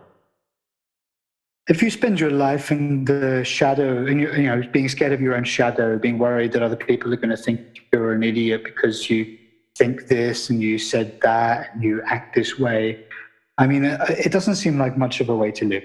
I'd rather be the stupidest person in the room than the person that everybody thinks is the smartest. I've been the stupidest person in quite a few Bitcoin conferences, especially early on in my adventures when I was going to my first few technical conferences. It was great. I really enjoyed, just because all you can do is learn. Every interaction you'll have with somebody, you'll be learning something. Every talk, you'll learn something from. So, you know, if we're going to sign off with a kind of positive message, I'd just say to people, be curious, open your minds to different ideas, and don't be afraid of what other people are going to think if you think say this or you have this line of thought. Just explore them all. Life is an experiment as well. Sure. And that's a very positive thought to end this. So thank you very much once again, Wasim. Did I pronounce that well? Wasim? Yeah, close enough. Close We'll enough? see him. Yeah, close enough. Okay. Close enough. Thank you very much. Thanks for your time as well, Vlad. I really appreciated it. And I think that you're going to have a good second season. I'm sure that once the first season has been disseminated, people will find it. You know how the internet works. It's this gigantic repository. People will find it. People will share it. People will talk about it. And so from there, you plant the seed, and from there the flower blooms. Yeah, sure. And the topics are not, urgent. They're not news to be Mhm. consumed within a week and then they become irrelevant. I guess that this Mhm. kind of stuff can be discussed 5 years from now, and we might stumble upon the same problems and the same issues. And I hope that people who will be adopting Bitcoin in the future will find this and say, these people back in 2019 were not much different and did not have different issues from what we're having right now. And that's something that I like to think about when I do this podcast, that we discuss matters which will not get solved tomorrow or within a week. Mhm. Maybe that But at there the are same some time, small bits that are mm, unimportant in the larger scheme. mhm. But the main ideas will still be there, and people will still be asking what Bitcoin does to world politics and which big power of the few that we have right now actually benefits most from these interactions, and the usefulness of forks and how Mhm. altcoins can actually be viewed as research projects and experiments for different models of governance. Yeah, at the very least, time will give us more information, more data, more experiments. And then events will unfold and play out. So all of many of the things we've spoken about, we've been speculating quite openly about possible futures of various things. So as if somebody finds this in 5 years' time, maybe they'll treat it like a time capsule that, I don't know if you used to do this when you were young. When I was at school, we used to bury things in the field for people from the future to find. So maybe these podcasts will be a bit like that, kind of a simulacrum, a digital abstraction of a time capsule. I like to think that too, but that's a bit optimistic. But let's hope that, you know, But if you can't be optimistic, then what can you be? analytical, Yeah, realistic, realistic realistic. about, Yeah. So maybe we're Bitcoin realists. I don't know. I don't want to define myself because I hate Hmm. these labels. And you can say, oh, Hmm. you're a contrarian, but I can be a contrarian to a contrarian. So I don't know. I try to avoid labels. Bitcoiner. I think Bitcoiner is my favorite term because it's what does it mean? It's just a person of Bitcoin. There's no kind of identity attached to that. Yeah, a lot of people try to call themselves maximalists or whatever. They try to invent these terms to distance themselves from other people and give themselves or try to adhere to certain values. But I find that stupid because at the end of the day, there is just 1% of arguments on which they do Hmm. not agree. And they should not try to create small tribes according to that 1% Hmm. and their different interpretations on it. But whatever, I'm Well, we're not just going to tell human. people what to do Yeah. with their time. Yeah, that's what humans do. I mean, Bitcoin doesn't care. Doesn't care about your political ideology. Doesn't care about which currency you've got in your pocket. Doesn't care about which country or city or which car you drive. Bitcoin is Bitcoin. Yeah, and it will be here for a long time for us to observe. And that's Yeah, something which gets me excited. yeah. So I can't wait to watch, just to keep watching and to keep participating and keep discussing. Thank you very much, and I look forward to seeing you in a conference in Romania, maybe. Yes, there is apparently one coming up later in the year, and there should be some news to share about that quite soon. I hope I get to attend it. Yeah, I look forward to seeing you there then, Vlad. Okay, so we'll talk until then. It's not like until Sure. whenever that conference takes place, we're not going to interact. But whenever this season gets out, I'm going to send out to you a link. And as you know, I have this model if anybody wants to donate any BTC. And by the way, that's the only type of currency Hmm. that I will be accepting for this podcast. Hmm.